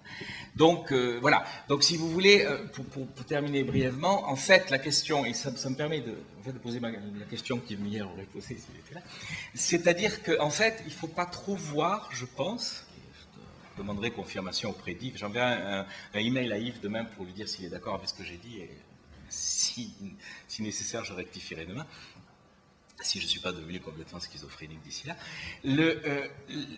Il ne faut pas trop placer l'idée de démonstration, et d'ailleurs de discours mathématique en général, mais en particulier dans cette partie du discours mathématique qui consiste à démontrer quelque chose et qu'on voit toujours de façon linéaire, il ne faut pas trop voir une dimension temporelle précise. Faire une démonstration, ce n'est pas comme lire un texte. Bon, du reste, il existe des textes qu'on n'est pas obligé de lire, enfin, il y a une littérature aussi qu'on peut imaginer satisfaire ces critères, mais en tout cas, une démonstration, c'est ce que je pense voulait dire Yves. Il y a l'exercice obligé qui consiste à écrire la démonstration. Alors ça, c'est un exercice qui est un exercice compliqué, qui consiste à essayer de séduire quelqu'un qui va juger votre article pour l'accepter dans une publication, dans un journal, puisque les journaux de mathématiques, les articles sont lus par des experts et sont ce qu'on appelle référés. Et donc ça, c'est une partie un petit peu post... bon, le mot qui vient à l'esprit, je n'ose pas le dire, mais c'est post quelque chose, si vous voulez. Alors que la démonstration, au moment où elle naît, et vraiment, je le prouve, je pense qu'Yves serait d'accord, je lui demanderai, n'est pas dans un déroulement temporel.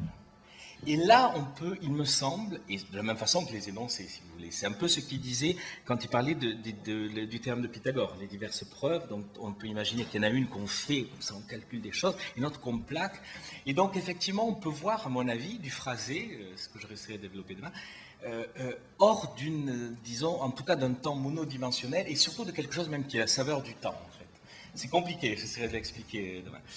Donc voilà, je ne sais pas si j'ai répondu un petit peu. Et donc ça me relance parce que dans l'exposé d'Éric aussi, bon, un tableau n'a pas un déroulement temporel évident. Est-ce qu'il y a pas- C'est le moins qu'on puisse dire. Il y a une image que je voudrais employer pour répondre à ça, je ne veux pas avant préfigurer la discussion qu'on aura demain, mais à propos de la démonstration, qui était celle qu'avait prise, qui était là d'ailleurs de Bernard Tessier. Il comparait une démonstration à comme une escalade. Et il disait, avoir compris une démonstration, c'est comme lorsqu'on a une escalade à faire et on voit de l'extérieur, en gros, comment on va faire. On ne regarde pas le détail exactement des prises, mais enfin, on sait qu'on doit aller de là à là-haut. On sait qu'en gros, on va passer par tel coin, par tel autre, etc. Et on voit à ce moment-là d'ailleurs qu'il y a plusieurs voies possibles, donc il y a plusieurs démonstrations. Évidemment, il y a un ordre du parcours parce qu'on démarre en bas, en haut. Il y a un début et une fin dans les démonstrations, mais en même temps, là, on en a une représentation qui est plus exactement temporelle, qui est quasiment spatiale, puisqu'on peut, c'est comme si on peut dessiner dans la montagne. Et évidemment, à ce moment-là, on sait qu'il y a telle partie délicate où il y a des affaires un peu locales, mais globalement, voilà, on fait comme ça. Cette image, il l'avait employée, je la trouvais assez parlante parce qu'elle pourrait donner une idée de ce que c'est que le phrasé, au sens non pas le temps que ça demande, mais finalement la structure générale du parcours, voilà, enfin quelque chose comme ça. Et peut-être d'ailleurs ça a à voir avec la question musicale aussi, enfin quand on a une représentation visuelle d'une partition ou d'une œuvre, etc., elle va d'un bout à l'autre. On a, évidemment d'un côté on a le temps puisqu'on a la chronologie, mais en fait on n'a pas à ce moment-là... c'est plus exactement la question de savoir combien de secondes ça dure. Enfin, oui, ça a à voir avec la question que tu posais ce matin. Ça peut être une réponse à ta question, François. Enfin... En philosophie, on a l'exemple très clair de Descartes, puisque l'opposition entre l'ordre analytique et l'ordre synthétique, qui vient de Pappus en plus, de Pappus d'Alexandrie Mais il est clair que pour l'ordre de découverte pour Descartes, c'est un ordre analytique, ça veut dire on remonte au principe. C'est un peu comme l'escalade, si j'ose dire, sauf qu'on c'est pas monter, descendre, ça c'est figuratif, mais on voit le sommet d'abord et puis on voit comment on va y parvenir. Alors lui, c'est la même chose, je pense donc je suis, et puis ensuite il explique que si pour en arriver là, il faut imaginer qu'on a mis en doute telle et telle chose, et puis aussi que ça ne marche pas si on n'a pas l'idée de Dieu, etc. Et finalement, quand il veut expliquer tout ça, c'est l'ordre synthétique. Alors, ces longues chaînes de raisons, c'est l'ordre synthétique, c'est-à-dire une fois qu'on l'expose, c'est l'ordre de la démonstration pour le journal, pour le Scientific American, je sais pas. Mais finalement, l'ordre de la découverte, c'est par intuition, ce qui lui fait dire, par exemple, je suis donc Dieu est, c'est du Descartes aussi. Ça, vous ne le pensez pas, vous pensez je pense donc je suis, mais je suis donc Dieu est, c'est un saut qualitatif brusque. Eh bien, lui, ça ne le gêne pas. C'est ce que les philosophes appelaient preuve de simple vue. Et chez Leibniz, chez Spinoza, c'est comme ça. Dès que, à la limite, vous commencez l'éthique de Spinoza, par substance, j'entends, vous comprenez immédiatement tout le spinozisme s'en déduit, si vous avez bien entendu ce que ça veut dire, et le phrasé dans lequel se donne la première proposition. Et chez Leibniz, alors, ça abonde, puisque lui, il s'amuse à faire des démonstrations dans plusieurs plans à la fois, en combinant les règles dans le calcul intégral et en sachant que ce qu'il a démontré là, il le démontre aussi ici ailleurs. Et donc, ça fracasse complètement l'idée d'un phrasé temporel. Enfin, je veux dire, ce sont des philosophes chez qui Descartes dans l'ordre analytique, Spinoza dans l'ordre génétique et Leibniz constamment, c'est un fracas constant de l'ordre temporel et de ces longues chaînes de raisons qui sont bonnes pour le commun des mortels et qui font que, vous savez, au XVIIe siècle, ils avaient démontré un théorème, ils écrivaient une lettre à l'autre en disant « J'ai démontré ça, à vous de le faire, je vous donne pas la démonstration parce que c'est trop emmerdant, j'imagine que vous admettrez volontiers le truc, allez-y. » Pascal faisait ça tout le temps. Alors les autres, ils se disaient « Ah, zut, il faut que j'y arrive, etc. » Oui, et contrairement aux jeux télévisés, le cachet de la Poste ne faisait pas forcément foi ou était absent. Il y a eu des querelles absolument grandioses, c'était un problème de paternité, finalement. Oui, alors, non, j'ai l'air un peu ridicule parce que c'est la même question que ce matin, mais c'est toujours qu'est-ce qui joue ou ne joue pas, je ne sais pas, enfin, qu'est-ce qui pourrait être approché de l'idée du temps dans ce que vous avez, dans cette espèce de phrasé que vous avez présenté de façon très convaincante, d'ailleurs, je trouvais ça tout à l'heure, à propos d'un tableau. Un peu pas une colle, mais non, quelque chose de difficile. Le temps dans le micro. Donc le temps dans le tableau, quelque chose qui a été largement évoqué, débattu, c'est le fameux Laocoon. Par rapport à la peinture, moi, toute la discussion là, me venait une image, en fait, une espèce d'opposition imagée, comme ça, entre la linéarité d'un certain phrasé ou d'une certaine manière d'entendre le phrasé, linéaire, et donc qui renverrait un déroulement ou un déroulé, ce qui n'est pas le cas de la peinture et pas de la peinture de Poussin. Et puis un phrasé qui renverrait, lui, non linéaire, et qui renverrait un feuilleté. Ce qui est peut-être là le cas de la peinture de Poussin. Voilà. C'est-à-dire que le tableau, au moins le tableau de Poussin, mais ou d'autres tableaux, alors, sur cette opposition feuilletée-déroulée, par exemple, le point d'aboutissement ou le point de crise, ça serait la peinture de Pollock, avec les fameux drippings qu'on pourrait voir comme un déroulé. Et pas un feuilleté, mais en même temps, ces drippings, où ils se superposent, et il y a quand même un feuilletage du tableau. Donc là, on est confronté justement à des multiples couches, à une sorte de stratification du tableau, une mise en scène. Alors qui, chez Poussin, recourt à une mise en scène, pas chez Pollock, mais voilà, qui construit un phrasé non linéaire. Mais ça, moi, c'est une thèse, je crois, très importante, parce qu'elle consonne avec absolument ce que nous a dit François à la fin et dans tout son exposé, qui est que finalement, dans le phrasé même qu'il nous a présenté, ça marche parce que se coagule un feuilleté qui est le feuilleté de l'unité de langue, de l'unité de vers, des unités signifiantes, etc. Et la phrase que tu rappelais de principe de Jacobson, la fonction poétique projette le principe d'équivalence de l'axe de la sélection sur l'axe de la combinaison. Il y a justement l'idée qu'il y a un feuilleté, etc., et que finalement on fait phraser, lorsque se donne cette espèce de superposition ou de feuilleté, on a un point d'un déroulé, enfin quelque chose comme ça. Enfin, donc quand il y a une épaisseur dans un point de la ligne, enfin pour dire les choses.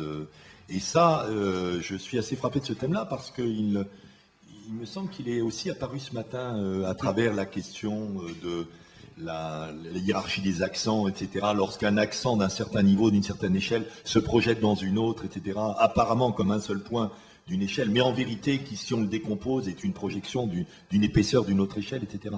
Donc ce que vous dites est, à mon avis, je trouve au cœur de... Enfin, on le voit circuler dans différentes problématiques sur le phrasé. Pardon.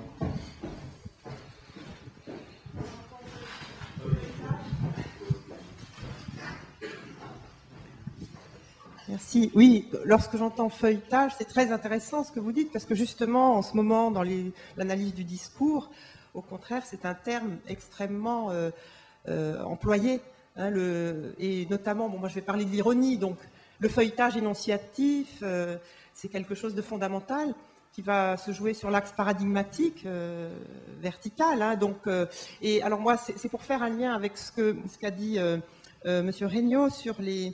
J'ai bien aimé son analyse des incises, parce que justement, je me rends compte que sur l'exemple improbable que vous avez cité d'une incise haute, hein, dit-il, est justement un exemple d'inversion ironique, où on va marquer la distance avec cette superposition, on appelle ça une polyphonie, hein, le feuilletage énonciatif, c'est la polyphonie qui fait qu'on entend deux voix. Et ça, c'est un problème difficile dans l'ironie, essayer de faire entendre deux voix, parce qu'on n'est pas ventriloque à la fois. Et alors justement, on peut lire aussi autrement. Il y a bien sûr les contraintes très intéressantes que vous avez expliquées de vers par rapport à la prose. Mais quand vous donnez l'exemple de la fable La jeune veuve, il y a justement fusion de discours. C'est quelque chose qui est très intéressant. De terminer par une incise, c'est quelque chose qu'on n'a jamais vu ailleurs que dans cette fable de La Fontaine. Où est donc le jeune mari que vous m'avez promis, dit-elle. Et là, on est dans un déroulé temporel tellement minime qu'on a quand même cette superposition des deux voix.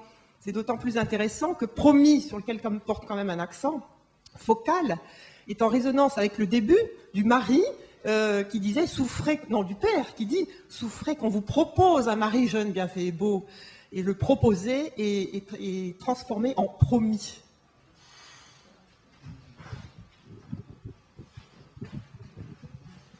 Oui, non, je voulais revenir sur la question de la démonstration mathématique et du phrasé et confirmer un peu que la notion de phrasé est peut-être pas très adaptée à la notion de compréhension d'une démonstration mathématique.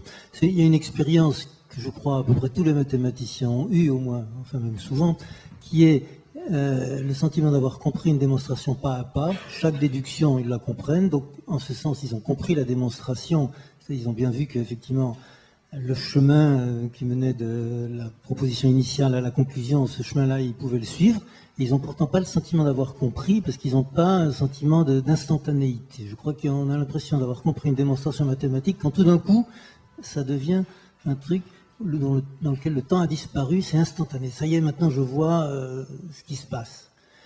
Autrement, et là, alors, si on a réussi à éliminer le temps, en fait, on ne l'élimine jamais, bien sûr. Enfin, dans la mesure où le temps est supposé éliminer, la notion de phrasé perd à peu près toute consistance, enfin, toute existence, quoi.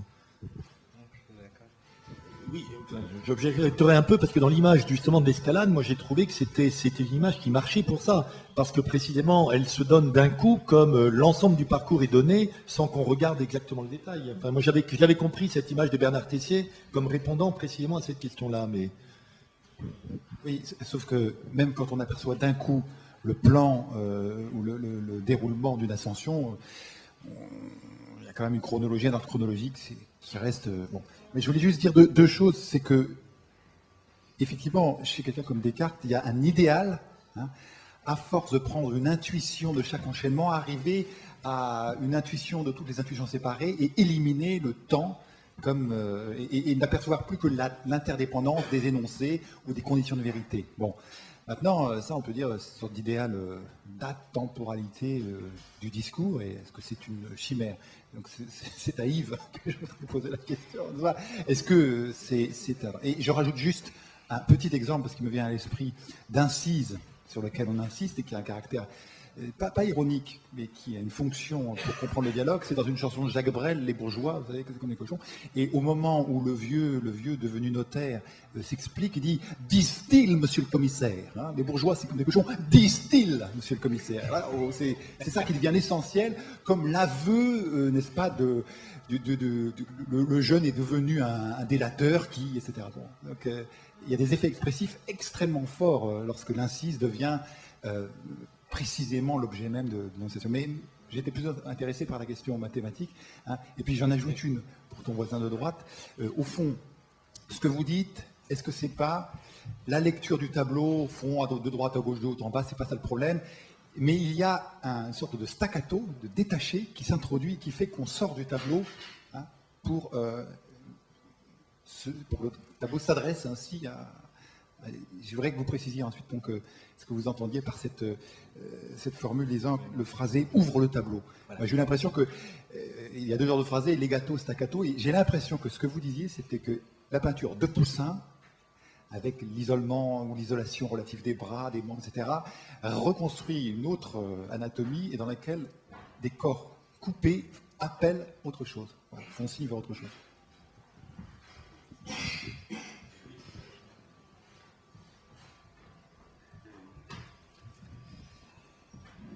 Difficile.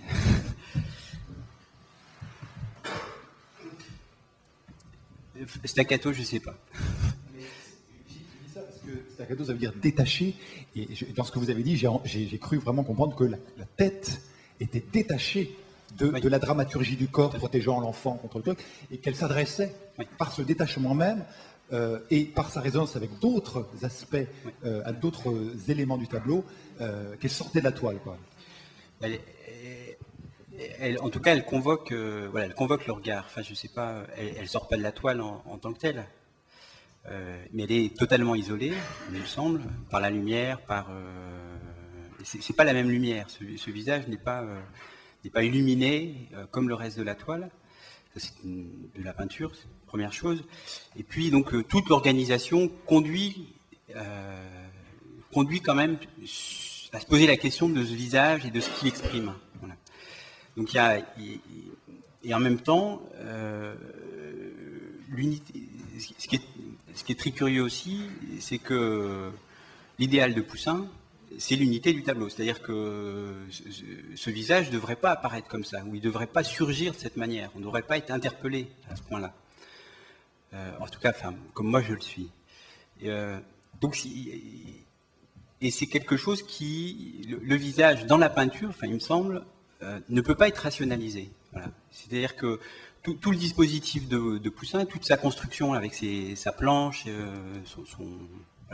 sa technique, ne lui permet pas de rationaliser le visage dans la peinture. Donc il y a une espèce de surgissement comme ça du visage qui s'adresse, qui sort pas de la peinture, mais qui sort du régime du reste du tableau, voilà, qui est de l'ordre d'un autre régime, hein, d'un autre registre. J'ai l'impression que s'il vous écoutait, il serait hors de lui en disant « vous prenez mes tableaux pour des tableaux du Caravage ». Parce que trouver une tête hors d'elle, une tête coupée, etc., c'est ce que Poussin a détesté chez le Caravage. Mais c'est beau de retrouver qu'il y avait ça déjà chez lui. Donc on comprend ce qu'il devait refouler. Mais... Oui, je serais intéressé que vous reveniez sur la question de phrasé linéaire et non linéaire feuilleté. Parce que je vois très bien l'idée de feuilletage, de phrasé non linéaire, mais je vois en même temps quand même dans ce tableau quelque chose de linéaire avec la perspective des femmes en divers plans, de premier plan avec cette fameuse tête qui se détache en plein centre, puis une espèce de courbe comme ça une espèce de perspective en volute comme ça de toutes ces femmes, qui a quelque chose de linéaire au sens par exemple où il y aurait ça par exemple dans l'embarquement pour Cythère de Watteau, où on voit, il me semble, un couple qui s'embarque au premier plan, puis au deuxième plan, puis au troisième plan, comme si c'était le même à différents moments, comme si le tableau disons, raconter le cheminement, disons, du départ des amants, enfin de l'embarquement des amants. Donc, dans quelle mesure est-ce que vous feriez le partage entre feuilletage et phrasé linéaire Qu'est-ce que je veux dire? Dans ce tableau-là, par exemple, le phrasé linéaire, ou peut-être pas le phrasé, justement, la lecture du tableau, au sens un peu classique du terme, ce serait de se dire que si l'histoire du massacre des innocents est racontée par le tableau, entre la femme qu'on voit au premier plan, dont l'enfant n'est pas encore tué, et puis justement celle qui part, qui quitte le tableau, qui quitte la scène au fond, et qui nous tourne le dos, c'est la même. C'est-à-dire que c'est différents temps de ce même tableau, et que justement ce temps qui passe revient vers nous par la femme du fond qui nous regarde. Voilà. Ça c'est la lecture. C'est la lecture que je veux pas faire, enfin, qui est possible. Vous êtes d'accord aussi qu'on ne fait pas comme au Moyen-Âge où on montre la même plusieurs fois de suite? Non. Surtout pas. Voilà. Qu'elle soit différente. Oui. Donc, ce feuilletage, en fait, c'est la mise en scène là, du tableau. C'est-à-dire que, mais là, ça manque. Enfin, j'ai pas eu assez de temps pour élaborer tout ça, mais ce qui est très surprenant quand même sur ce tableau, c'est la scène, comme une scène de théâtre. On est sur un temple, enfin à l'entrée d'un temple, et puis ces femmes qui sont au fond et qui ne sont pas sur la même scène. Donc déjà, à mon sens, là, on est déjà dans un feuilletage, c'est-à-dire qu'on a deux lieux qui ne sont pas tout à fait le même endroit. Oui, donc là, je suis peut-être passé un peu vite, parce que j'ai dit que ça se passait en ville, donc je dis, c'est un même lieu, c'est le lieu de la civilité, mais peut-être là, déjà, il y a quelque chose entre cette première femme, celle qui est juste derrière elle, là, qui part sur la droite, et puis celle du fond, quelque chose qui n'est pas tout à fait une même unité de ville, par exemple. Voilà. Et donc là, on aurait selon moi, un premier feuilleté.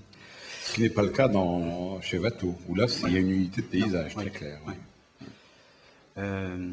Et puis après, alors, sur la question du déroulé,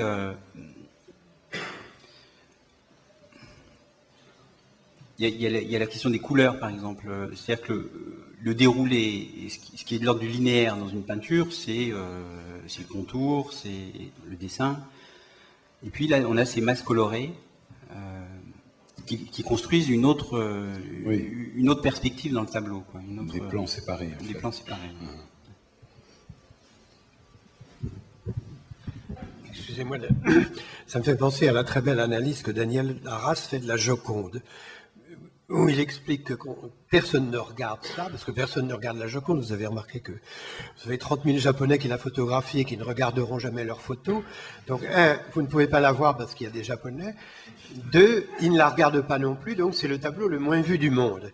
Parce que, savez-vous qu'en réalité, elle pose son bras sur un fauteuil qui est au premier plan. Deux, elle est dans une loggia dont on voit les colonnes de chaque côté. Et trois, alors c'est là où ça rejoint ce que vous disiez, Daniel Arras prétend que le paysage qui est à sa gauche et le paysage qui est à sa droite ne coïncident pas du tout l'un avec l'autre et qu'on a une aporie, enfin une aporie spatiale. Alors ça, le tableau était déjà intéressant malgré sa gloire, mais là il devient encore bien davantage. Mais ça va tout à fait dans ce que vous disiez de Poussin.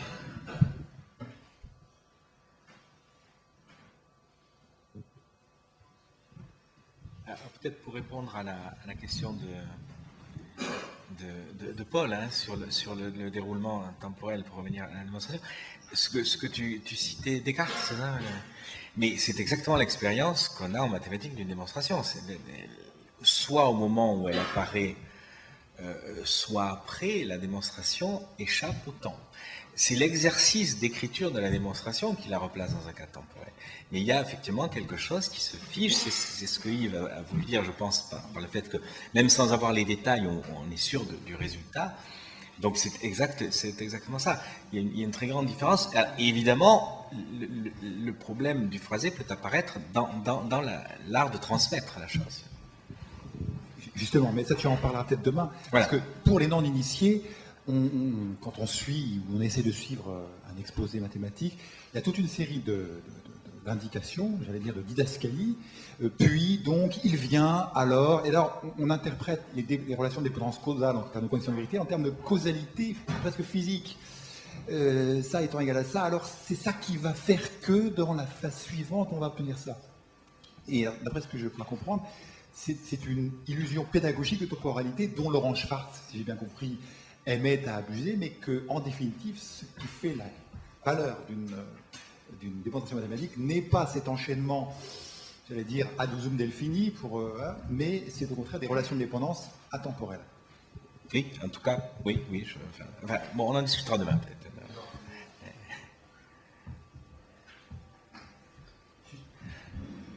Par rapport à ce que disait François Nicolas au début, là, sur l'adresse, je vais juste peut-être complexifier la chose. C'est-à-dire qu'il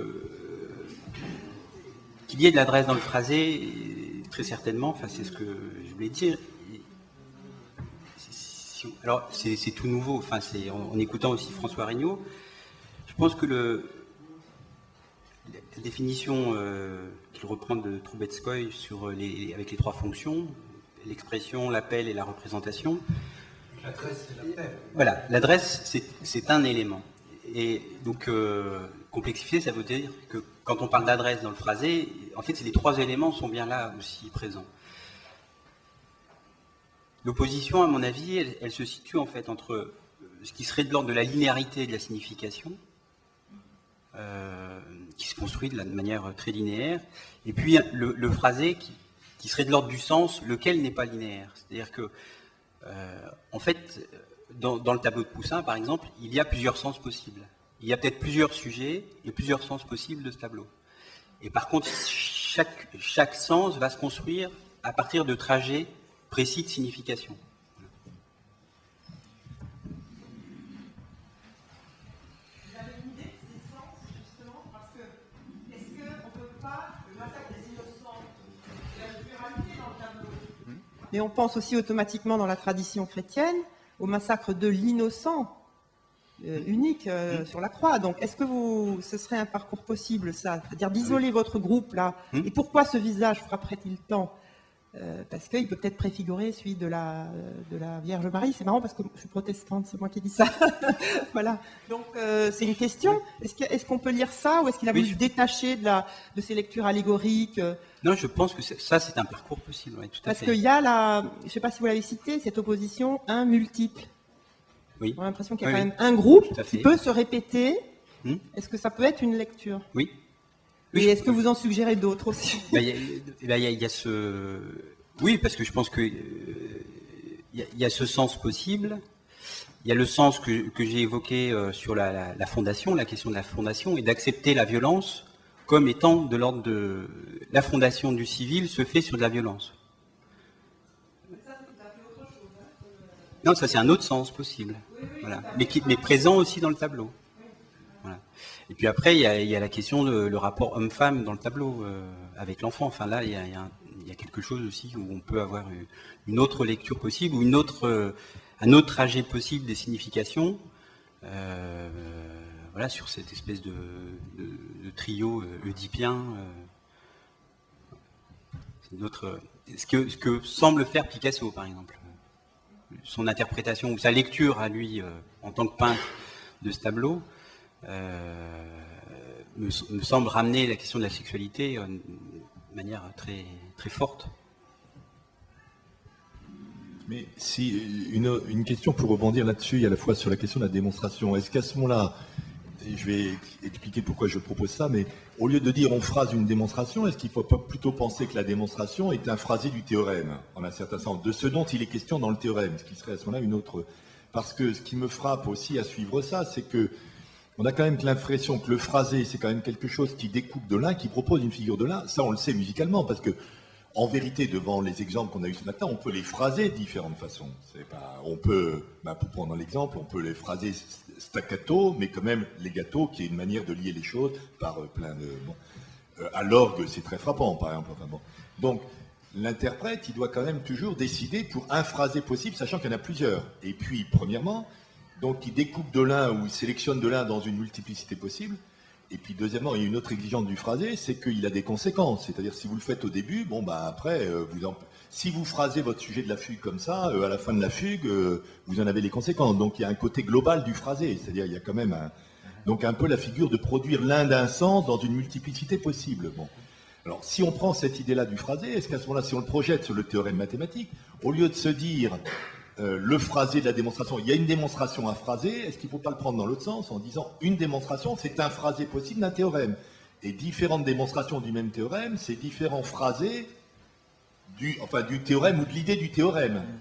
Pour déplacer un peu le... Je ne sais pas ce que tu en penserais, Thierry. Mais... Alors, je ne le crois pas, mais je n'ai pas un théorème, en tout cas, je n'ai pas la démonstration du théorème qui dirait que tu as tort. Mais vous allez voir, demain, il y a un transparent qui commence par la démonstration, ce n'est pas un concert. Alors, j'essaierai d'expliquer ça. Un concert. Ça saurait.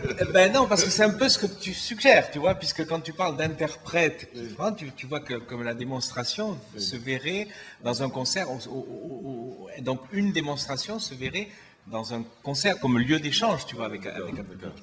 Et bon, j'essaierai d'expliquer les différences, mais je pense que, non, pour moi, enfin, je ne sais, j'ai pas la réponse à la question, si c'est possible, en tout cas, j'ai essayé, j'ai rien trouvé. Et en revanche, je pense qu'un même théorème, mais même d'ailleurs que ce soit un théorème, les théorèmes faux sont merveilleux, c'est comme les faux bijoux qui sont bien plus beaux que les vrais, Alain, non, c'est ça. Un énoncé mathématique, qui soit vrai ou faux, lui peut se phraser différemment dans son énoncé, bien que ce soit qu'il reste le même énoncé. Et je donnerai des exemples. Oui, mais un théorème, c'est un... Enfin bon, je ne veux pas déflorer ce que tu vas nous dire demain, non, donc bon, les sons... Non, mais c'est... oui, l'énoncé lui-même, il peut s'exprimer de différentes façons. Je vous donnerai des cas extrêmes, vraiment extrêmes. Bon. Donc il faut revenir, vraiment tout le monde doit revenir demain matin. Donc voilà, pub. C'est affaire à suivre, hein, comme dans les bandes dessinées, à suivre. Vu à la télé, affaire à suivre. François, pardon. Non, mais c'était la même question, mais il ne faut pas déflorer en effet, mais parce qu'on entend souvent quand on est en classe l'élégance d'une démonstration. Mais est-ce que l'élégance c'est lié au phrasé? Une démonstration élégante, c'est une démonstration dont on a le sentiment qu'elle a un beau phrasé. Une démonstration qui n'est pas élégante, c'est une démonstration lourde, lente, je sais pas. Je trouve qu'il y a une élégance d'une démonstration ou pas. Je trouve que ce n'est pas... Oui, mais alors c'est pas une histoire de phrasé, c'est pas une histoire, je trouve, d'organisation... Enfin, il me semble que c'est plus compliqué que ça, disons. Parce que... D'abord parce qu'il y a des démonstrations qui ne sont pas... Enfin, il y a des théorèmes dont on ne connaît aucune démonstration élégante. Et ce théorème-là ne sont pas plus mauvais que les autres. Donc vous voyez, Comment on sait que ça n'est pas alors qu'on imagine difficilement une œuvre musicale qui ne pourrait pas être interprétée de façon élégante ou l'équivalent de l'élégance. C'est un mot un peu ambigu, l'élégance. Hein, ça fait un peu... Bon.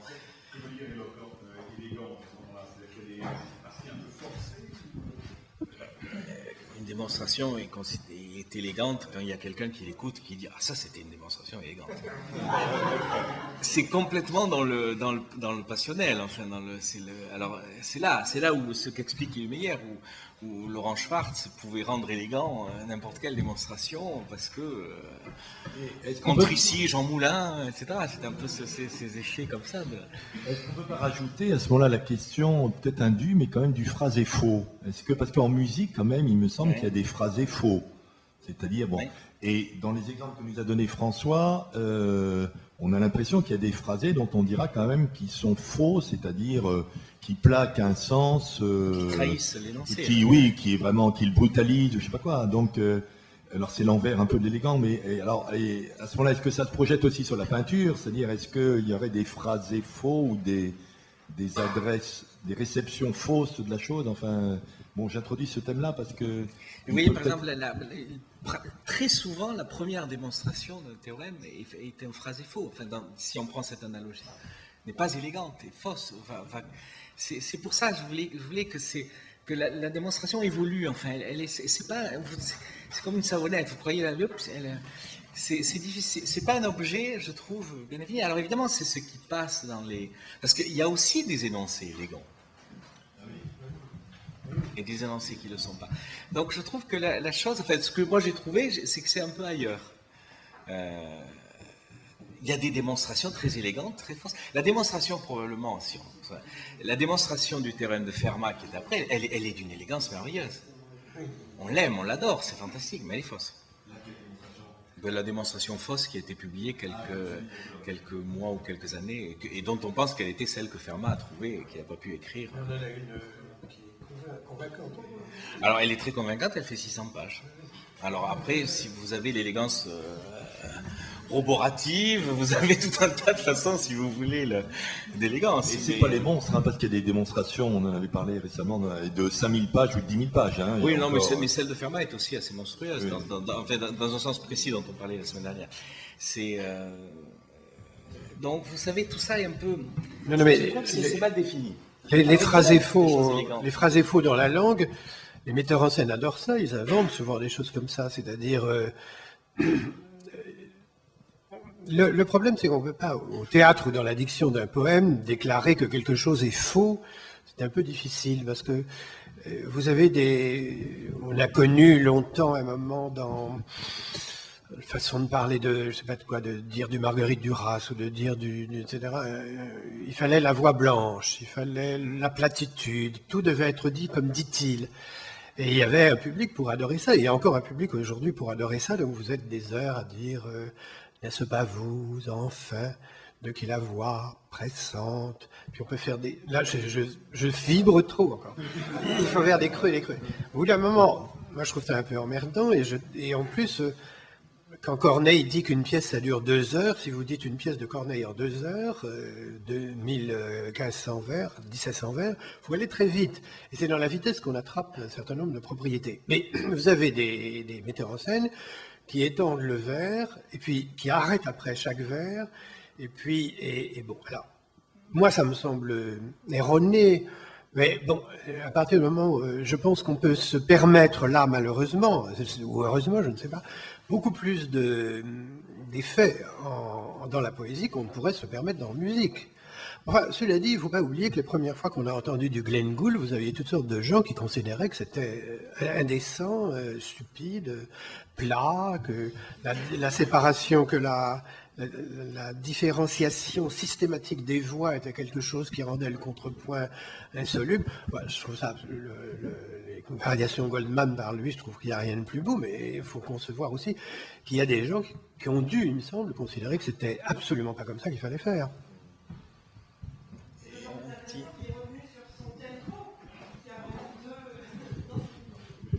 Bon, un petit mot, alors, puisque bon, comme ça on évacue complètement le sujet pour demain vis-à-vis des métallines. Sur cette idée d'élégance de démonstration. Le problème se pose évidemment sur l'élégance ou un phrasé d'une démonstration. L'exemple qui me vient à l'esprit, c'est, puisqu'on parlait au déjeuner de Karajan, les dernières interprétations de Beethoven par Karajan, par exemple le deuxième mouvement de la pastorale. Vous avez une espèce de voix blanche, enfin. C'est pas une absence de phrasé, mais c'est un phrasé legato infiniati.